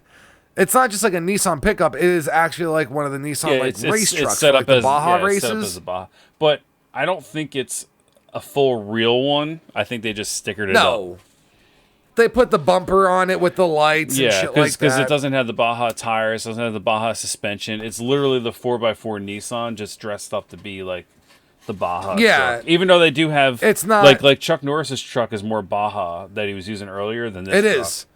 It was like It fully is. lifted. This isn't lifted. Yeah, no. Yeah, it does have the bars in the bed, and it does have the grill up front with the headlights. That's about it. It does have a roll bar in the back, though. Yeah, that's what I said, a bar in the bed. Oh, I didn't hear that part. Yeah. Now Chuck's driving the Mustang. Well, yeah, it's like and it's like a 66-ish Mustang, maybe a 64 and a half, the original convertible, somewhere in that. It's not older than a 66, though. I know that. No, and it's before the whole mock body style, like the fastbacks and all that's that. what I'm saying. It was 64 and a half was the first year, so it was like through like a 66 or 67 was like one of the last years I made those. Yeah. The terrorist who's driving is actually holding this girl hostage while driving, which is pretty amazing, though. It's the pretty reporter good grip because he's driving. just with got a one hold hand. of her. Yeah, well, he's handling it pretty well. Yeah, I couldn't do that shit. No, she's struggling. He had like the grip of a fucking champion there, though. Considering, he's trying to drive the truck with one hand, hold on to her with the other. High amazing. speeds, not even like, not like 10 mile an hour, like actually going down. Well, here's my issue though. Now, I'm waiting to see the stick shift in the truck, but I don't see it because Nissans. I don't know if they really made automatics back then, so he wouldn't really technically be able to hold on to the girl while driving because he needed his other hand to shift gears. Unless I guess they lost they lost control of the truck, as well as they had the grenade tossed in there from Chuck. Well, he didn't toss it in. They're fiddling around had it on in the their floor. hand, and then Chuck rammed them, and they dropped it. Right. Okay. So I knew there was a grenade, and I knew they dropped it. I thought because I thought Chuck actually had one. No. They went to throw that Chuck, and he ran the car, and they dropped it, and it was on the floorboard. As the cars split off, they rammed into like a whole bunch of parked cars, and just immediate explosion. Just good shot. All Well, right. that whole scene, cars crashing like crazy. Like, they're all real cars crashing. You know what I mean? Like, they destroyed all those But cars. I'm just talking about. Yeah. I'm not talking about all the other excess cars. I'm talking about the ones that they're trying to focus on. No, I'm just saying in You know, it general. was the like, truck all and the those, Mustang. All those cars were crashed. Like, it's just awesome how they did that. Oh yeah, it's weird to think about what the budget goes into for these movies when it comes to vehicles, because you think sometimes vehicles, you know, they could be expensive, $10,000, $20,000, $30,000 vehicles, and they're just buying them to wreck them. You know, like Oh man, it sucks. This guy's like Butters. He just shot another dude in the dick. Didn't even fucking hesitate. Like, he's holding this dude up. I guess, be like, yo, where the fuck, about Chuck Norris. Like, how'd he find us? Yada yada yada. And then the dude spits in his face because he's like, who the fuck are you? Yeah. Blah, blah, blah. And then he pulls out his gun, shoots him in the dick like 3 times. It's fucking Butters, man. Fucking Butters, man. Stop shooting people in the dick, But dude. one of the things that we didn't even mention really is when Resnick found out about Chuck coming back after he's still alive, he wants to put all of his resources in killing Chuck Norris. And the other leader is like, why are you letting this eat up at you? We have bigger things we have to accomplish and this and that. And this is where the rift between the bad guys happens, because obviously Resnick cannot function properly knowing Chuck is somewhere out there. I mean, yeah, he's not functioning properly, but at the same time, I think he's smart and knows. Can't leave Chuck hanging, man. Can't let him hang around. He's going to ruin their plans unless take care of him first. You have no bigger It's a little column A, plans. a little column B, though, because, on one hand, you do have the main thing to focus on, but on the other hand, the guy knows how dangerous Chuck can be, so it's like, we got to fast forward a little bit through this. Can't get that. It's the cops. Yeah, well, I just figured we were talking. That's why you can, We're 105:18.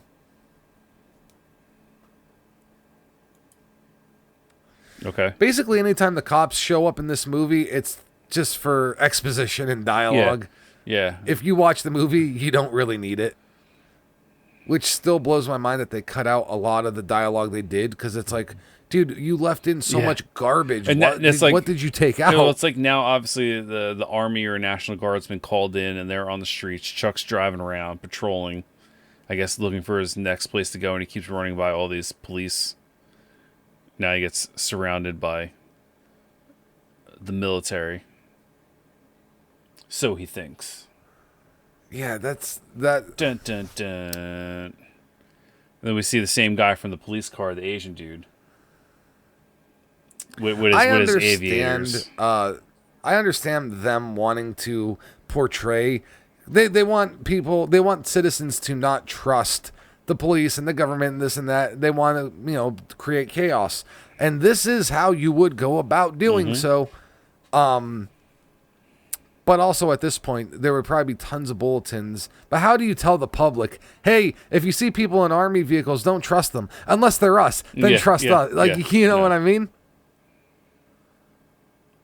So Chuck does his Chuck thing and destroys everyone here with his mini Uzis. Yep. So what does he say to this guy? I'm sure it's got to be something witty and good. So I gotta rewind and throw the volume back up here.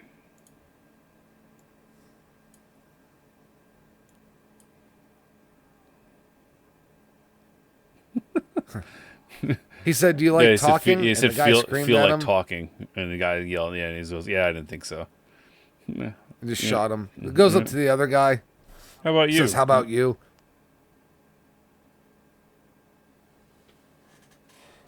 Rostov. I said Resnick. Rostov. I keep calling him sorry. Roz. I kept changing it, so it doesn't matter. Leading the field, but the guy said that that- really narrows it down. Yeah, he's in with the people who are actually doing the shit. So it's not like he's like in some cushy little bunker. He's actually out killing people too. So you figure there's some sort of martial law going on right now. Yeah. Everyone's being ordered off the streets with the helicopter, and the police are echoing it out. Which Seattle might be getting a taste of that soon. Who knows the way things are going. Dude, yeah, Seattle's in bad shape right now. More phony police cars going by. These people look at they're outside of church, man. Just go fucking inside. They're out like looking around. Yeah, and you get a few shots. Terrorists obviously sitting in their vehicle. Yeah. They're gonna cause some chaos. They're gonna, you see the this couple. It's like a man, a woman, kid, running inside a church. Yeah, there we go. Now they're back inside.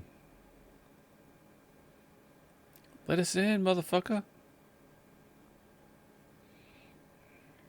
And they're having a sermon, a church sermon, obviously middle of the night. Well, I feel like at this time, certain places you can go would be a church, a school, when they throw like a martial law type of thing, if they don't go around and collect everyone themselves and put them in their own little camp, kind of like the Crazies. That was like a martial law situation when we covered that movie. Let's all pray. And basically, they just got the terrorists who are setting up bombs around the church and stuff like that, running the wires. Shit's about to go bad. You can fast forward to some of this. It's just going to be... Yeah, you know what? I'm at 110.44. Yeah, because you just want the payoff. We don't need all this... I know, and that's one of the problems with like a lot of 80s action movies is like when you just want I'm the at juice. I'm at 110.49. Obviously, if you're sitting there watching this, you want the suspense to build up. But we're going through this. We don't need it. But all right, so I'm at 110.49. Yeah, I already hit play. I'm at 110.50. Okay. So he's trying to get this thing to work. It's not working. He keeps hitting the button. He's like, oh, it won't blow the fuck up. Somehow Chuck Norris teleported from the stairs in front with the bomb to the roof of the building. Top of a building. Top of the church. He goes, oh, it doesn't work, huh? And he threw the thing at them, and he's like, how about now? And he like taps the wires together, and they spark, and it blows up and immediately kills all of them. Just that was a good scene. It's pretty awesome. It's pretty badass. It's totally like it's a Chuck Norris thing to do. It's a Norrisism. Now, I will say this next scene, we can go actually to 1:15:36. Because I remember 1:10:30, just real quick, it's another unsettling scene because it's people trying to get food, and they're like, we're all out, like we ran out of food, we can't serve, and the people are like starting to fucking riot in front of the building, like it's pretty hairy. That's all I'm saying. Yeah, between martial law and then the terrorists actively in the streets, it's kind of real. It's kind of what would happen. But yeah, where'd you skip to? 1:15:36. Well, Chuck is mowing people down in front of the store at 1:12. Because you have more military people show up, and it's the Cuban guy, the actual leader dude, and he takes a hostage while at the store. Oh, because the group of people. Yeah. Because I made it to 1:15 because that's a long ass scene. But they're talking about getting they're getting the families out of town. So they pull up. I'm at 1:12:12, and they're about to gun down everyone in front of the store that's about to riot. Yep. And Chuck comes crashing through the cars, and in his awesome pickup truck here, just starts gunning all the fake army guys down, and you see the one Cuban guy. Now, I'll say, now that I see that truck in the daylight, there is a lot of bullet holes in it. Yeah, no, there's a ton. There's been a ton of bullet holes in it the whole time. Like, they actually started putting bullet holes in it. So there was a little realistic. Yeah, but I didn't see it, like, in the mall scene, I didn't take notice to any of those. Yeah, I just thought they were all shitty shots. No, they were there, but I'm just saying, like, you didn't see the windshield get cracked. It's all on the side. That's why I was like, they went to Stormtrooper school, So this is a good, like, RoboCop like scene where he's like, Hunter. I was just gonna say RoboCop because she's wearing the dress, and I'm like, oh, he's gonna get in the dick, but he doesn't. But he pops up from behind, like he went from the front. He did his Jason Voorhees-ness and teleported behind, grabbed the gun and just moved a little bit. And as he grabbed the gun and moved it, the guy goes to pull the trigger and shoots himself in the head. Like, it's such a badass like death. If you didn't know Chuck Norris was omnipotent, because he is, he just fucking grabs the gun, pulls the guy's head, goes off. And he's holding the reporter. He's holding the reporter hostage in that scene too. So she just magically Yeah, everywhere. but she wasn't having a... She's a bitch. She's just She just everywhere. got saved, and she's freaking out on Chuck And then she Norris. throws Oh, the- you could have killed me. And then she throws the fucking garbage can cap at him too. Yeah, I'm at Yeah. I'm at 1350. All right, so look at- You want to go ahead a little more because they're at this scene. 117. And I could set up the scene. They're trying to send the kids out of town. So they Yeah. have a school bus filled with kids trying to get them to safety. But Well, at you get the terrorists who- 1:15:56, the terrorists attach a C4 bomb to the bus with a timer. Yeah, that's what I was going. I was Yeah. just saying, like, the terrorists Yeah. pull up in a vehicle and they actually attach a bomb to the side of this truck, or the school bus going down the road. That was literally that part. Okay. And then at 17:01, you see, I think it's a little out of place, but Chuck's truck on the highway, the school bus right behind it, and like this old shitty little Corolla. It's some kind of early 80s boxy monstrosity. That's I hate those cars. that's an Oldsmobile. Is it? Yeah, I think so. Actually, hold on. I think it actually might have said Ford. Might be like a Ford Torino or something like that. I thought it was like Where are you at? I'm at 17:02. Well, I went to back up for a second to try to get the thing, but then it's kind of hard. I just want to see the front of that car. Yeah, so Chuck grabs the bomb off the school bus and delivers. Hey, did you forget something? I'm trying to read the front of the grill. Yeah. Lose this? Oh no! I was thinking of a different. I was thinking of a different vehicle, not this one. Yeah, this looks like your old, old Ford. Cadillacs, your old Lincolns. It's a Ford. It says on the front. But yeah, so that would be it's an old LTD then. LTD or like one of those Torinos or something. Yeah, it could be one of those. I had one of those. I had a 77 LTD, and I'll tell you, dude, the fucking hood of that car was every bit of 6 foot long, from like windshield to hood. So I'm at 1724 now. So yeah, the car blew up already. Yep. Then we get a scene at a broken down carnival. Like it looked like a carnival that was going on, but like no one's there. Yeah. Basically out of Zombieland. I was gonna say it's like the carnival after Rob Zombie's like parents had a brawl. It's just empty. Yeah, just looks like there's been a fire, bomb, obviously. And it's slowed down a little bit here. This is where Chuck gets a little bit more of his exposition. I bet you he doesn't say more than 100 words in this fucking movie. I mean, he doesn't need to. No, he does earlier. but- I would say he doesn't say more than 300 words because he has a little bit of dialogue earlier. Dude, 300 words is a lot. Like, No, but I he has used to- a little dialogue in the beginning, and then he talks with the CIA guys and stuff. But I don't think he says more than 300 words in this movie. like when they talk about Goodfellas, and they said the Goodfellas, they said the word fuck like 72 times. I said they said it way more than that because every scene, and no, it was 72. Like it's weird because you think an hour and a half I don't know, movie, man. 2 hour movie. 72 is a lot. I feel like that's pretty appropriate. But that's what I'm saying. Like all of Chuck's scenes in this movie have been like the sentences that he's been saying have been no more than like 10 words at a time. Tell Yeah, but there's Resnick, a I'll couple. find him. Yeah, but there's a couple. Like I said earlier, there was more trade back and forth, and when he was talking to the old man. Yeah, he a had little bit. some. Yeah, that's what I'm saying. No more than 300. I think. Actually, you know what? I don't think it's. Next time I watch this, I'm going to fucking count them. Yeah. Next time we watch all the way through, just sit there and count it. It's more than 100 is what I'm getting at, though. But I feel like it's no more than 300 at most. Like, there's no way. I would say there's no way he conservatively. No more than 200. I was gonna say definitely. Yeah, I'm just putting a cap at 300. I'm saying like there's no way he spoke more than 3. I'm still hovering at like 1 to 115. I'll be comfortable with that.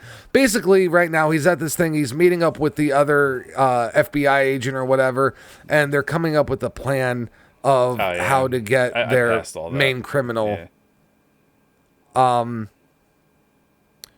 And basically their idea is Chuck turns himself in as the vigilante. And the media's all there, and he's sitting in his apartment or whatever, apartment, hotel, whatever. Yeah, Rezov. And then Chuck's also kind of watching. Yeah. Yeah, and Chuck's sitting in an apartment as well as watching TV, but he knows the FBI is about to break in and arrest him. I'm actually going over the slider right now because all this is pretty much like that. Yeah. FBI breaks in, and it's the heavyset guy from the FBI, and he's like, "Oh, we got you now." And Chuck kind of just, he has a smirk on his face. He's like, "Oh yeah, you got me, you son of a bitch," you know. So, as they walk him out, you know, Resnick, he's going through the TV channels, and he sees that one of the reporters says, you know, they caught the vigilante. Now, they didn't outright say who it is or whatever, No. but they're like, oh, we caught the vigilante who's been responsible for all these, you know, blah, blah, blah. And I guess Resnick just automatically has this inkling, like, that's who it is. You know what I mean? Who else could it be? Who else? I doubt Jean-Claude Van Damme is filming the same movie in, like, a different universe. You know what I mean? Of course, Chuck's shirt's got to be wide open as they walk him, and he's not cuffed either. Yeah, which is weird. Like, you're trying to sell the point. You know what I mean? So I'm at 123.45, and they're walking him right now. Okay. I just left it playing, but yeah, they're you know, he's hamming it up. He's looking around. Now they got a couple of Hueys coming in. Yep. I will say the terrorists were actually very well prepared. They weren't prepared for Chuck Norris, but they were prepared to like invade USA. You know, prepared for everything else and just not prepared for Chuck, man. Fuck, you need way more of an army. And when I originally watched this, I even said, you know what's really cool? They actually had a budget for extras. Not just the extras in the army, but like even the civilians and stuff. Like there's a lot of people in this movie. Usually movies, like they try to watch the budget by not filming scenes that have so many people in one certain shot. You know, this movie, that's what like I don't understand about Canon, dude. They made big budget movies with small budgets, you know? Yeah. I mean, this is like a quintessential like B action movie, but like it's filmed like they're trying to make it like a big budget movie though, like you said. You know what I mean? Yeah. Like they cut a lot of corners. Like a lot of these people probably worked for free. Or they doubled up on certain things. I doubt they paid a lot of these people. A lot of people, they don't like these two black guys in the back were like, yeah, man, we're in a movie. You can see how excited they were. They definitely were trying to look around Chuck and I bet get their face seen. I bet you a lot of the cops also played terrorists as extras in other scenes too, you know? Like, yeah. It's all the same people were moving. They just, it's probably like the same, oh shit, excuse me. Probably the same like 50 or so people. Well, I think there's more in the big group shots. I think there's definitely more than that. No, I'm just saying as a general. And then they just rotate them. So like some scenes these people will be up front, some scenes these people will be up front. Yeah, they're going to use them. They'll play civilians in one scene. They'll be in the mall in one scene. Yep. Yeah, so they have anywhere from. Now they probably have a core group of 50, and then they hire an extra. What? I'm at 126.11. Yeah, I'm at 126.15. Did you see that little vehicle that cop just walked by? There's two of them. They look like little like milk trucks, but the hood's like real thin. No, I wasn't really paying attention. I was kind of talking to you. I've never seen a vehicle like that. They're armored trucks. Okay, but they're tiny. Well, it's just the way that the top is on it. They're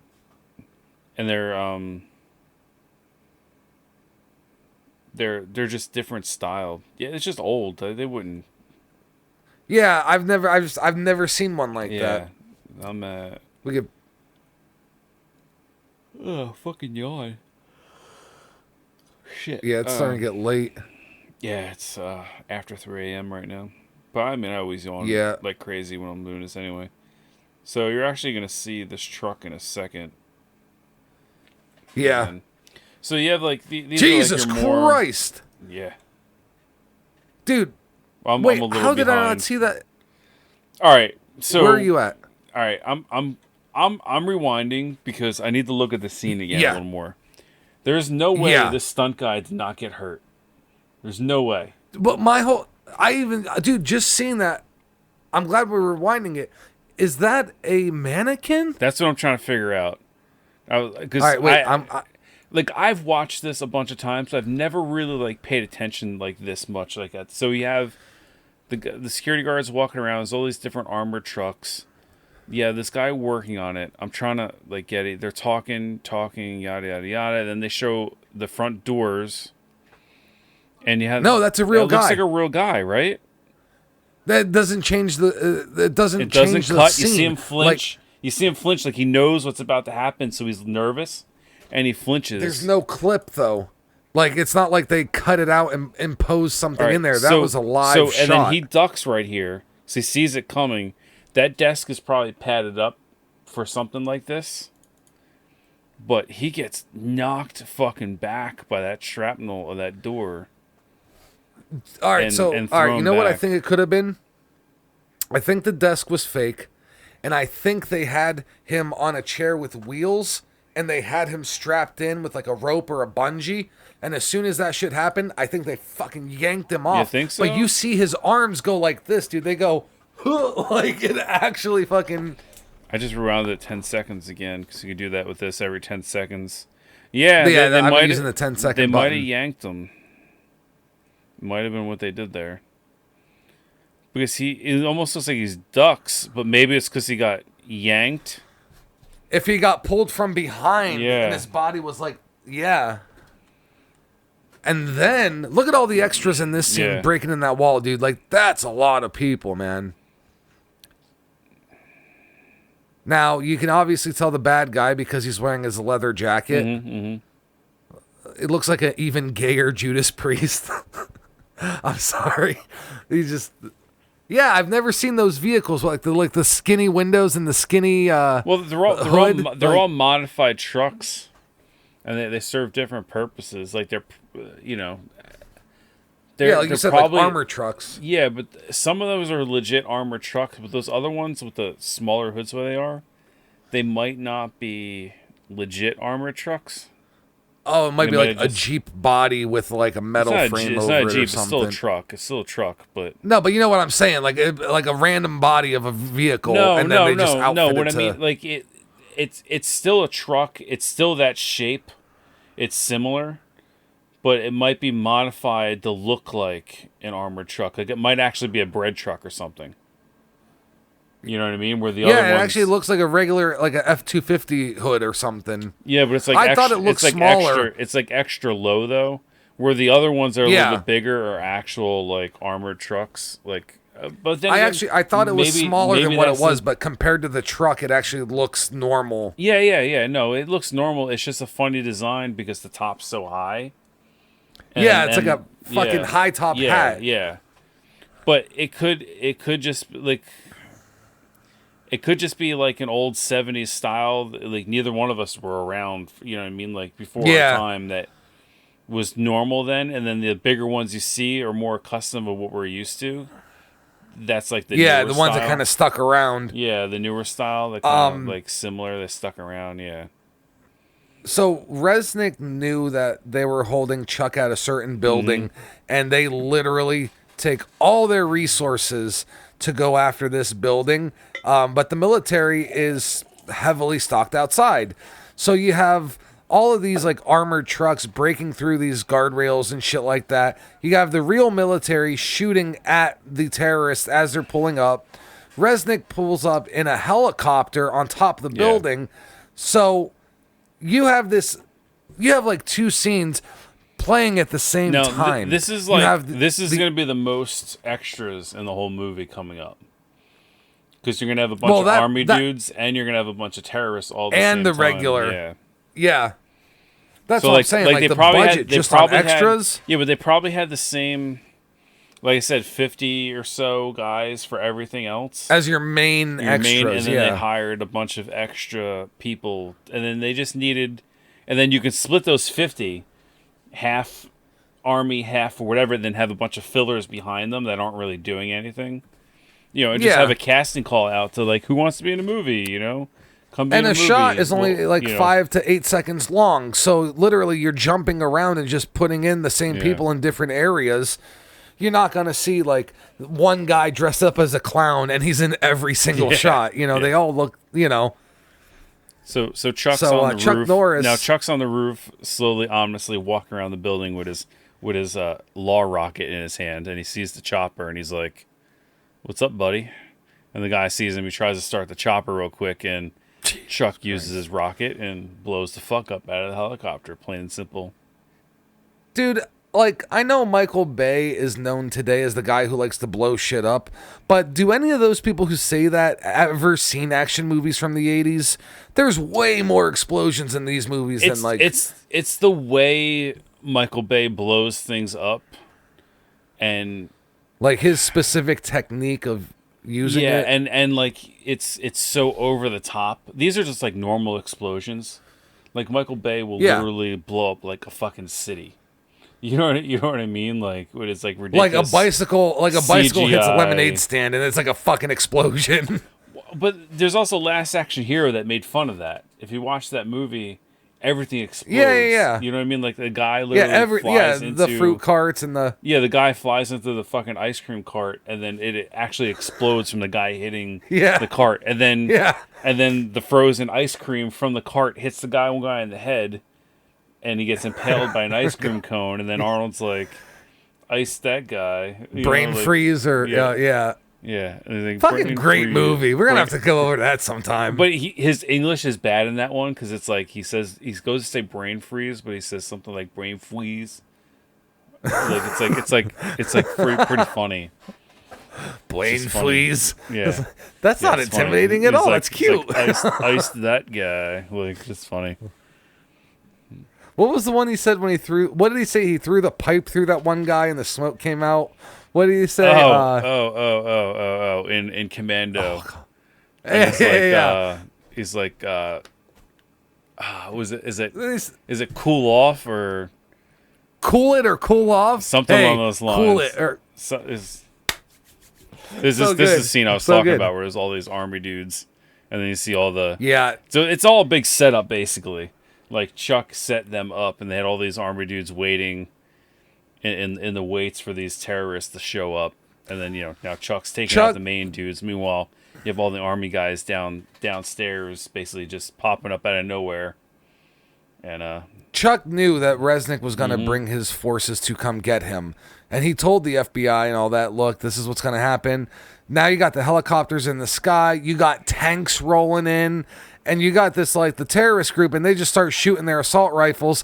And as soon as they shoot, the army, the military, just opens fire. It's a thing of beauty. You know what? I guess they never show each one of these guys, like, here it is. Never mind. There's a shot here. There's a group, Yeah, but they could there's be, an overhead. Yeah, but they could be sort of faked, that one, though.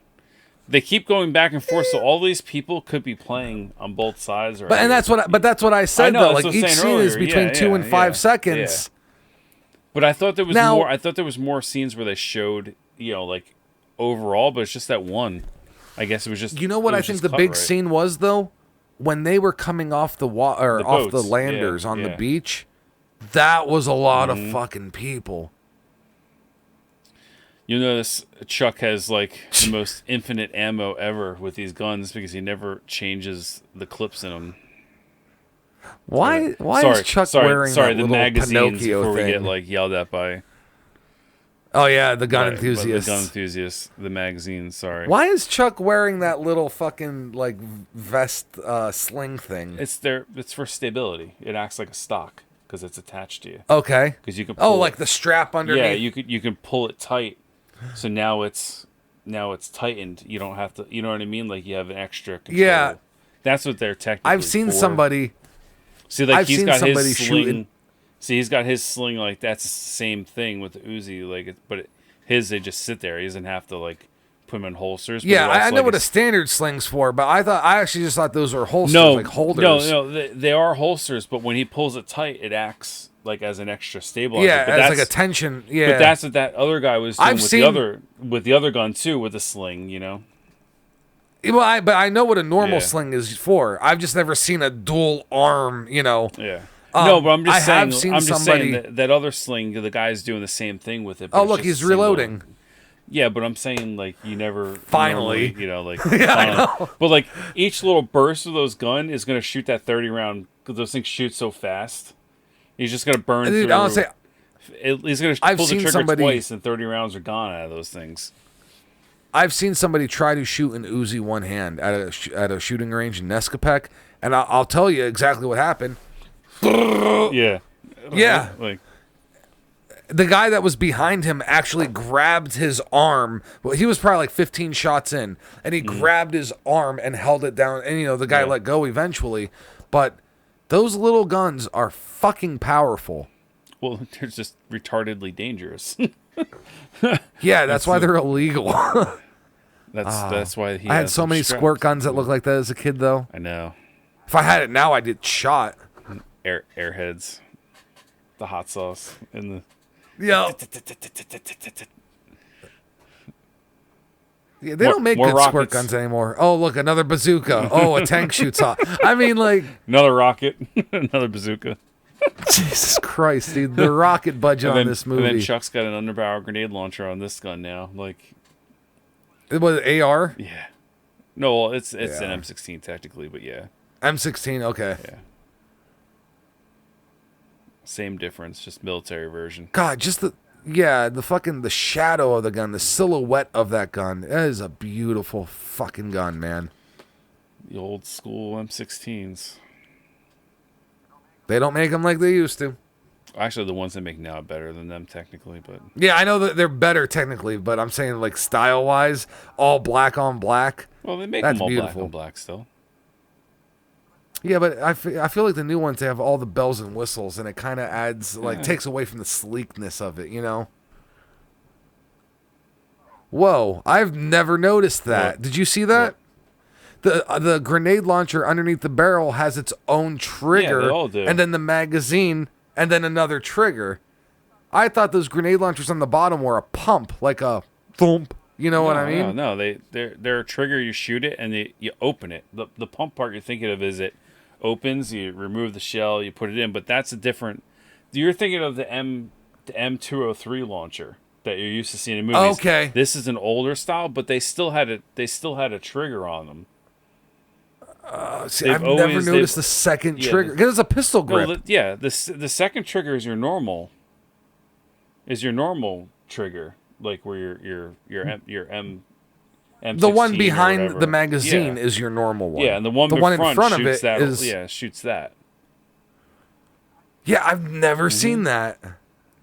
I'm sure you have. You just don't realize. Yeah, it. I never paid attention to it. That's what I'm saying. I always thought the grenade launcher on the bottom was like a pump thing. Somehow where it's he like, boom. shot 2 grenades out of it. Also, if you noticed, Yeah. two holes. Even though he only shot once, he just fanned it across and put 2 holes. And yeah, I don't know how that worked, but Yeah, because he moved as soon as he did it. Like he shot and he went that way. It's not a spray. It's not a water hose. Ooh. and of course he had that one random knife that they showed in his back, like had to come into play there.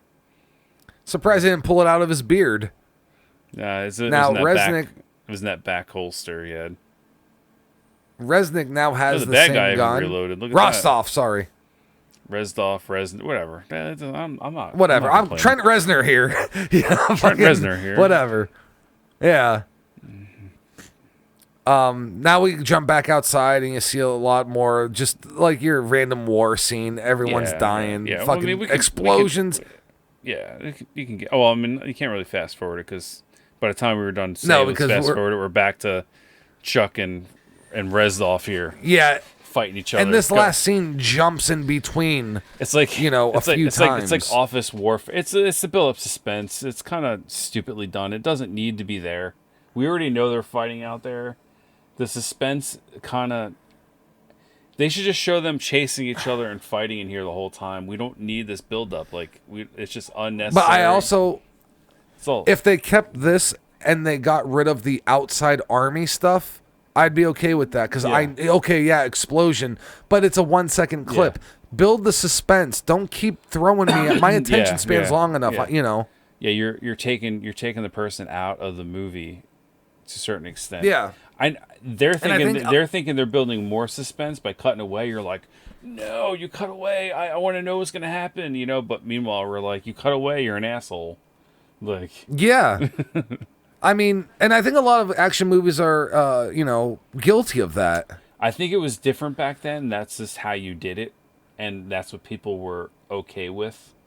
You know what I mean? Yeah. Where now we know how to make a better movie, I guess you can say. A more palatable, yeah. But we had to learn from these. We also now get Chuck Norris kicking now. We get finally some Chuck kicks. Finally, some martial arts from Chuck. Fucking spinning roundhouse kick and a front kick. Maybe a side kick. There's the front kick. Yeah, it was a like a spinning side kick, a roundhouse, and then front kick. Dude, his front kick is so fucking fast. Meanwhile, Chuck is just doing his silent, I'm going to kick your ass, fucking... Then he disappears here. He pulls his Jason Voorhees and fucking because he's vanishes. omniscient. Like, he's everywhere and nowhere. You know? Like, everywhere and nowhere. He's the water. Time. He's like a vampire, just like disappears into dust or a cloud, and then just like can reform again. And he's a ginger, so he doesn't like the sunlight anyways. Maybe he is a fucking... That is one thing. Like, Chuck Norris is like probably the most badass ginger of all time. I guess he is a ginger, isn't he? Oh. All right, so now our bad guy gets a rocket. Hair. God damn it! We jump outside. I know. It's just more filler when they could have cut all this bullshit filler and actually gave us some dialogue somewhere. Would have been nice. That's what I'm saying. Like, dude, and that reporter, we haven't seen that reporter in like 15. You know, that reporter we haven't seen in like 15 minutes. There was another bazooka tube going off, and so now we're going on for a good at least 10 or 15 seconds here, just a bullshit. Yeah, this one's a lot longer. Yeah, we don't need all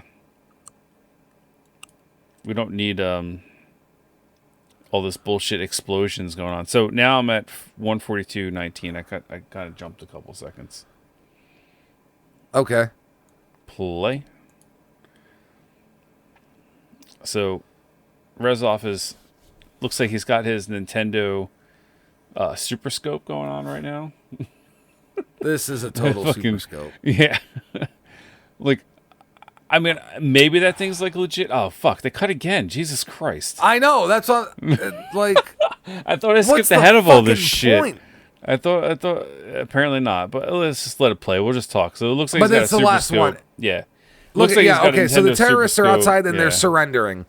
They are surrendering. They're putting their weapons down. So the terrorists have lost, but they're still a little matter. The whole 5 guys that are still alive of the terrorists are like, I think it's time to give up. But now. You still have to take care of the main bad guy. I don't even know. Finally, we're back in the fucking building. I don't even know if that rocket, like his bazooka tube, is actually like a real bazooka. I think it's just fucking ghetto made by them. I think it's a piece of PVC pipe with some metal on it. I don't think it's PVC. I think it's an actual. I think it's a metal tube. Hold on, let's pause. No, wait. Let's pause. Yeah. I think it's an actual. I think it's an actual like just piece of like square iron underneath with a handle and it's not PVC. I think it's actual metal, so it's probably heavy as fuck because it's all welded together. You can see the welds. But when you look at that optic like really close, it looks like just cheap. The optic looks like shit. No, but the piece that it's welded onto just looks like cheap. Like I can't think of the word, but it's just like these metal pieces with holes in them. They're pre-hole, so like you can cut them and use them to hang stuff. It looks like it's just painted the same color. Like, it's welded on an optic, like literally. Like, it's really bad. So now I'm at 143.25. I'm gonna hit play. Okay. So Chuck appears behind him with his law rocket, and very, very slow motion, they show Chuck undoing his rocket, it out, and he hears the noise. Pulls his massive cock out. Yeah, and he hears Reznov hears the noise behind him, and then Chuck says something. I think he says his name, and then the bad guy turns around. And is like, does this terrible what? Pause. I'm actually going back to as he turns around. Okay, yeah, I'll go back 10. I'm at 14341. I'm at 14342. Yeah. Okay, as Resnick turns around, he lets out like this weird bear grunt. It's literally like this guttural. hold on. Yeah. And as he fucking faces Chuck just Yeah. right there. No, but Chuck's already aimed at him though. Chuck's already hit. Yeah, that's what I'm saying. Chuck's already right here. No, he's got it at his hip. He's hip firing. He's even doing the more badass thing. Chuck's got that. Well, it's because you're holding a fucking RPG. Technically, your aim doesn't have to be perfect. Chuck's got it at his hip. He's like, it's like a Western showdown at the end, where there normally be two pistols at each other, but this movie has so many rockets and bazookas and stuff. They just have to do it with their bazookas and rocket launchers, whatever. So Chuck's got his law rocket. This guy's got his bazooka tube, and he's just like, all right. It's just like a Wild West showdown at the end. The clock hit noon, and he just turns, and Chuck's ready, and basically gets shot out the fucking window and explodes. All right, wait, hit play, because I actually want to make a point here. So Chuck shoots this rocket. Resnick's probably like 15 feet away. Massive explosion. And you just you know what? There is. You see bits and body parts go when you pause. No, because when it cuts to the hallway, there's not a single drop of blood in that fucking room. Well, I was looking for arms, legs. Here's the thing. This is a studio set right here, because you can tell, because they have to, when you pause it. I'm at 144 even. I pause it. You can see the explosion. The shot from the outside is actual window getting shot out, but this is a different building. This is actually the set right here. So it was like two different things like being filmed. So you could see. No, I'm familiar with that. No, but what I'm saying, it looks like two different sets. They didn't even try to make it look the same. Like, it doesn't match the building. But there's the scene where it's inside and you see the outside window, you see the flame. In the corridor, you see no blood, you see no arms, you see no leg. Like, this rocket didn't just hit him and explode. It hit him, drove him back out the window, and then once he hit the window, then he exploded, and the gunk just... I know, that's what I was saying earlier. Like, he gets hit by the rocket, gets shoved back, and explodes, and everything goes out the window. It's like, not a single drop of blood on that carpet. Like, dude, the janitor came in the next day. It was like, oh, it's not too bad. Okay. Notice there's no glass anywhere. Like, that's what I'm trying to say. No. Like, it's like the tree's on fire. There's a little bit of fire on the right hand side, but you see like the sheetrock of the shitty design when the explosion. Like, they had like a minor explosion, whatever. Like, the curtain and none of that stuff went out the window with them, even though it doesn't even look like a real window. It looks like there's not even a burn mark on the curtain. I know. It looks so bad. It looks like such a fake window. It's not even funny. Is what I'm getting at. Like, 'cause it's such a bad stage setup. It doesn't even look anything like. But when they actually show the camera angle from outside, you see the legs and the arm, the bits and stuff. You know what I mean? And then like there's definitely detail in the explosion. Like they put a mannequin pieces. Yeah. So they had this little. Cause I paused it at 1:43:48, and it's hard to see, but they basically just, no, I'm here. I see the legs on the ground. Turned the Chuck, and they just had some sort of mannequin standing there, and they exploded it, and then they cut to the outside shot, and you see the pieces go everywhere out the side of the window. But that's what I'm saying. Didn't make sense. They explode the mannequin inside the building. There's blood on the curtain. Hold on. They explode the mannequin inside the building, but then all the body parts are out the window. I believe that. But if you're going to explode the mannequin in the building, you would think there'd be something in there. It's just a mannequin. But hold on. Big fireball. Fuck. All right, hold on. Where is it? All right. Fucking pause. Now, when you pause at 1:43:50, and you see the thing coming out. Now the window blows, the curtain's all flat. You see the big blood chunk that flies through. Yeah. There's blood all over the curtain right now. If you look at the curtain, there's blood. Are you sure that blood's not just in front of the curtain? Because when you watch the scene back through again, you'll see it on the curtain, and you'll see it. I see. Okay, I see. I see it. Back into the inside, and it's like a fresh curtain. Like there's not a single drop of blood. That's what. It's like they did a bad job with the set to try to not recreate it like as like the blown up. You know what I mean? They literally Godfrey Hoed that shit. Just pick two movies and fucking put them together. just for that scene. It's really the other like the And limbs. then- The limbs is really cool though. That's like really good the way they Yeah. did that. Oh no, that's what I'm saying. Like that outside shot It's really is cool. great. Yeah. And then it shows Chuck, it fades to black, and the credits roll. None of this kissing of the girl, none of this meeting up with the hostages. Like, as soon as that motherfucker blows up, it shows Chuck. That's it. Yep. End the movie. That's how you end Yeah, that's how you end an action movie. I don't need so he went and he rebuilt his house on the bottom. I don't give a fuck. They should have had Chuck turning around and walking away while it was still a fireball behind him. That was the only. That's I the see. only I think thing that was a where- little ahead of their time. Like they weren't at that trope yet. You know? That'd be the only thing they're missing from this movie, really. Yeah. This movie's so funny. And that was Invasion USA. That was. It has a a- kick out of this movie. It's so funny. It's so good. It has a meta score of 29.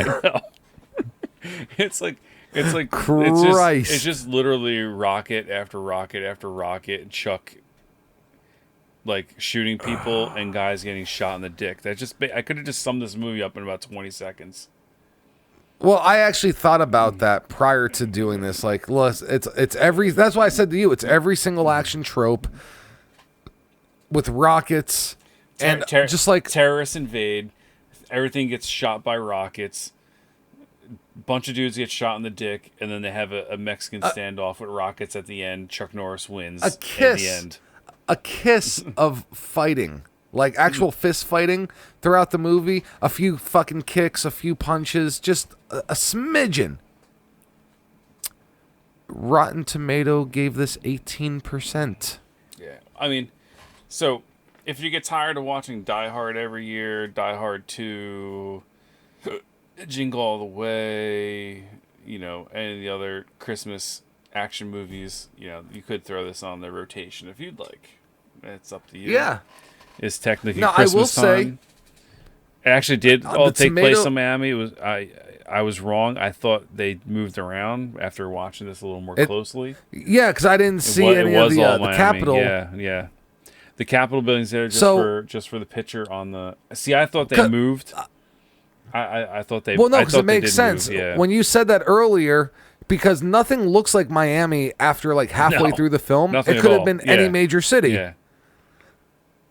Yeah, I do wanna say the literally tomato thought, meter- I thought they literally moved to DC. I thought they moved in, and that was the whole idea, was to cause havoc in DC where the president is and all that other stuff. You know what I mean? I guess that makes too much Right. sense. I'm making too much of a point here. Yeah. Like, I mean, it could have been cut out. yeah. I want to say the tomato meter is all actual professional critics and reviewers, and they gave this 18%, but the audience score is at 51%. So at least like the audience is like split down the middle on whether they like it honestly, or not. This is one of those movies where you're going to be split down the middle because it is all action. Yeah. You know what I mean? Like, And it probably would have there's been better literally if they no story. kept- There's barely any story in this all. And the little story And there is, it's unless you're like, you don't give a shit, it doesn't make any sense in a way, you know? I said this last week before we recorded and you laughed. I was like, dude, this movie is literally about nothing. And you're like, I know, it's great. Yeah. But seriously, like, at least you understand. I'm not trying. It's not literally nothing. I mean, terrorists invade. Chuck Norris stops them. But there's no Right. there's no major. But- It's like one centralized plot, and that's it.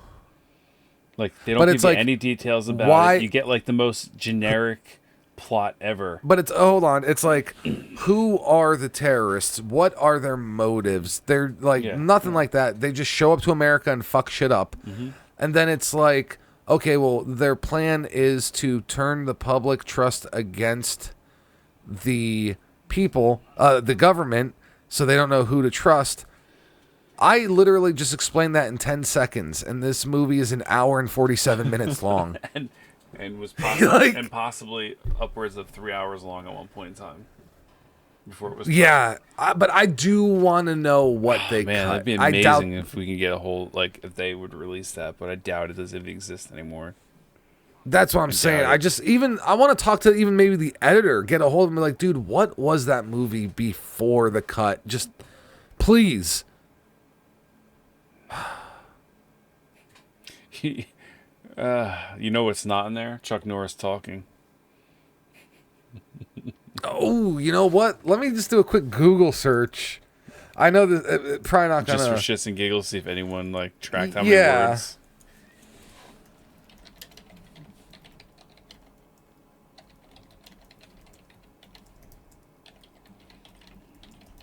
I mean, I might be able to find a transcript, and then just sit there and read through it, but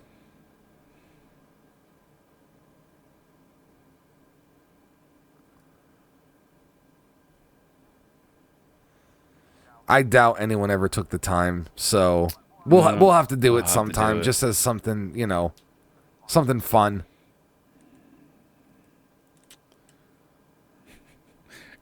That has to be like his easiest role he's ever done, besides like some of the physical stunts he had to do. He literally did not have to say much at all through that whole movie. That's what I'm saying. I wonder if there was actually more to it that got cut out. I wonder. So, there's a website called Den of Geek who did a 2014 review of this, and they actually just break down even the cover art. And there's arrows, and it's dual machine guns firing in different directions. Then they have another arrow, the fog off Norris Guff. So he has fog coming off of him. The White House located just a short walk from NYC. Only you can save it, Chuck. Please stop farting.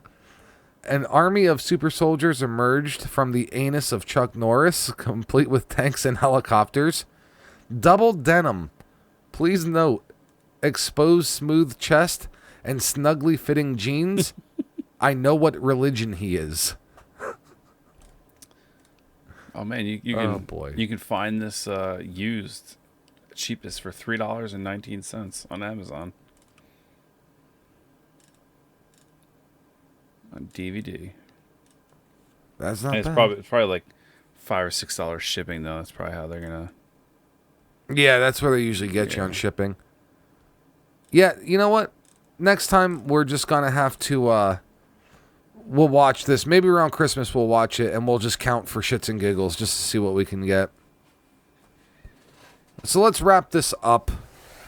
Yeah, What? I was just going through and that just popped up. I was trying to see like if they said anywhere. Yeah, I Googled it. Nothing on Chuck speaking, unfortunately. What would you... All right, yeah, we'll do this one first. What would you change about the movie?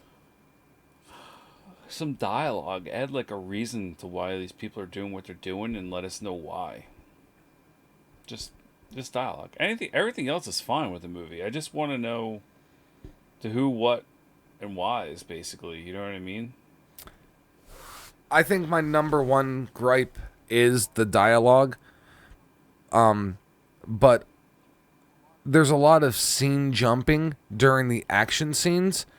That's I think, two. Like you said, they're trying to build suspense, it needs to be edited but they're better. actually doing the opposite. Yeah. They're breaking the suspense. But like I said, I think that's how you did it back then. A lot of movies are like that. I think that's how they built suspense until they realized like how you can build it in other ways. You know what I mean? Like it's common. I feel like action movies always felt like they needed something going on at all time. And it's like, dude, let the darkness play out. Let it crescendo. They should have taken a cue to certain slasher movies where just the chase builds up suspense. But at the same time, even some slasher movies from back in the day we're guilty of it. We're guilty of panning to something else and breaking the suspense also. That's what I'm saying. I think that's just how they did movies back then. You know what I mean? I think horror picked up on it sooner than action, though. Agreed. 100%. And like you had people like Hitchcock was working on that in the early '60s. Yeah, where I feel like action movies probably didn't pick up on it. He was a whole nother breed, but there's horror up in the '70s and '80s that's still cut like this. And I think I'm sure. That's what I'm saying. There's some semi-popular like slasher movies that have scenes that cut like that are just ridiculous, so. But when you talk about like the early examples, like the original Texas Chainsaw, the original Last House on the Left, they built suspense and actually uncomfortable suspense. You know what I mean? Mm-hmm. Action did pick up on that eventually, and I would maybe go as far as saying that like Jean-Claude Van Damme's movies were probably some of the ones better at building suspense. I feel like he probably had some, depending on the movies, had some bad cutting too, though. Yeah. Oh, absolutely. Yeah. Yeah. Bloodsport has terrible cutting in it, but it's such a fun movie that I never really noticed. I just have so much fun with that movie. I don't notice the editing in that movie at all. I have to look into that more. One thing they time. tell, one thing fight choreographers will tell camera guys is when you have a guy here and a guy here, and they're about to throw a strike, never break the wall. So when this guy connects, you want the camera to still be here. Well, sometimes filmmakers, as soon as the strike is thrown, they'll jump on this side of the fight. Well, now it looks like this guy punched this guy. You know what I mean? It causes confusion. And Bloodsport has some scenes like that, but it's such a fun movie. I never noticed. Now, they had that issue. Scott Adkins, there's a good video. Remember we were talking about it earlier? Yeah, yep. He's breaking down fight movies for GQ or something on the internet, because that's like the big thing now. Actually, yes, I've watched that. GQ did. Yeah, and he's breaking it down, and he talks about that with the Bourne Ultimatum, or just the Bourne movies in general, because he was actually in one of them. He was fighting Jason Bourne and Matt Damon. Movies. Yeah. Didn't that just come out, that Scott Adkinson video, like a couple weeks ago or a week ago or something? Yeah. Yeah, I watched it. Yeah. And he's talking about how Matt Damon kicked him in the balls so hard, and he went down, and he didn't realize he was filming, and he went to open his eyes thinking he was saying sorry, but he was like searching him or whatever. He's like, oh shit. He's like, I might just ruin this. But anyway, they were talking about, I forgot what the fuck I was talking breaking about. The wall. You got me. Breaking the wall. Yeah. He actually did mention that. He talks about that with the fight scene with the shaky cam, and they were moving around a lot, and he's like, you lose track of who's hitting who in that movie, because they flip the cameras around a lot, and the shaky cams all over. He's like, you miss the beauty of the fight. The actual fight. You miss the beauty of the fight, but at the same time, though, he's like, you're getting a gritty, raw experience of what it's like to be in a fight, because it's like a blur. He's like, they get this other capture. That's true. But there is a scene in the Daredevil series where Daredevil does a continuous shot in the hallway. That fight scene is gritty, and it's shot well enough that you know everything that's going on. So you can have the best of both worlds. Are you talking about? You're not talking about the Ben Affleck Daredevil, are you? No. The Daredevil TV show. Okay. That came out within the last couple of years, whatever. Yeah. Oh, what? Yeah. No, that was shot very well. That show. That was really good. No, but I was just just remembering like what he was saying. But I get it, because of the way the pacing of the movie, the fights actually make sense to be filmed like that, and it fits the movie compared to finely choreographed. You know what I mean? It fits the tempo of the movie. It fits better. I agree, but it's a different kind of fight scene. You know what I mean? Like those type of movies. I'll say place and time. It is appropriate. It's appropriate for those movies and like that. Where in other movies you want to when Bloodsport, if they do switch around, the people are so different in that movie. I never lose track in there, and I never notice it. Where if you have two guys in a darkly dim room, they're both wearing black, whatever, you're gonna lose track of who's doing what. But in something like Bloodsport, it's very well lit. They're on a kumite, but they're also very distinctive looking. Different races or size or outfits. So you can get away. I actually never noticed it in Bloodsport until it was pointed out to me, and then I was like, oh. Okay, so that is weird that they do that. I never noticed it, but now you're saying it, maybe I would, but I'm saying I never did notice it previously because of it's not a big enough deal that it takes you out of the movie. Where in the Bourne series, he is right. It just looks like a jumbled mess of people just getting thrown through desks and windows. They're fighting. They're rolling. It's almost like watching a crazy jiu-jitsu match. I would like to see that from a single cam, though. Like, that exact fight, I would have liked to seen the... You know what I mean? Yeah. And I get it. But it's what worked for the movie. Yeah, it's a little confusing and chaotic. Yep. But that's what they were going for, though. Because the whole movie's fast and chaotic. And it is like being in a fight. You've been in a fight. You know what it's like. You get that tunnel vision. You get that just weirdness. You don't know. It's chaos. You don't always see what's around you. You just see what's in front of you. Oh, yeah. You get that cat, and that's exactly what we went for. So, near the weight. Well, let's get ready to wrap up because I think Jax knows it's about time. Yeah, he's getting barky. What score are you giving this? I give it like a 7. Stop. I give it like a 7. Okay. It's just a solid 7. It's nothing crazy. Yeah. I would put it like 5.5. Only because if 5 is average between 1 and 10, I would say it's a little better than average. I don't know. Like I said, I'm rating it for the actual experience. If you're gonna rate the actual like technicalities of the movies, it is more like a 5.5, 6. Yeah, well, it's got its flaws, and especially with the amount of dialogue cut, it unfortunately it's a big flaw. Yeah. But the action and Chuck Norris, it's great, and it's probably one of his better films when it comes to that specifically, you know? Come here. We haven't picked another Chuck Norris movie yet. No. And if you're on Patreon, maybe you guys could let us know which one you want. Maybe you guys want us to watch Sidekicks. I don't know. I think you secretly want to watch Sidekicks. No, I actually, if we're gonna watch anything, we're gonna watch the one where he turns into a bear. I don't know. There's better Chuck Norris movies to cover up next than that. Oh, there's tons of Chuck Norris movies ones. And that's actually what I was getting into, because I think I will end up giving one of those a higher score because they probably have a better story as well. Like I said, I just give it a 7 due to my fun experience with it. Your connection to it. It's a fun movie. I just have sentimental. But yeah, I mean, in reality, it's probably like a 5.5-ish. Yeah. Yeah. And when we get to his other movies that are like an 8 and a 9, we'll definitely give it the 8 and 9 for sure. Well, ladies and gentlemen, that was our breakdown of Invasion USA. And that's Jackson fighting me right now. That's what's going on. He's biting my hand. Make sure you tune in next week because we have a doozy of an episode coming up. And then the following one's going to be fun. I mean, like, dude, our next, fucking 7, 8 movies, 9 movies lined up are all going to be a good time. Come here.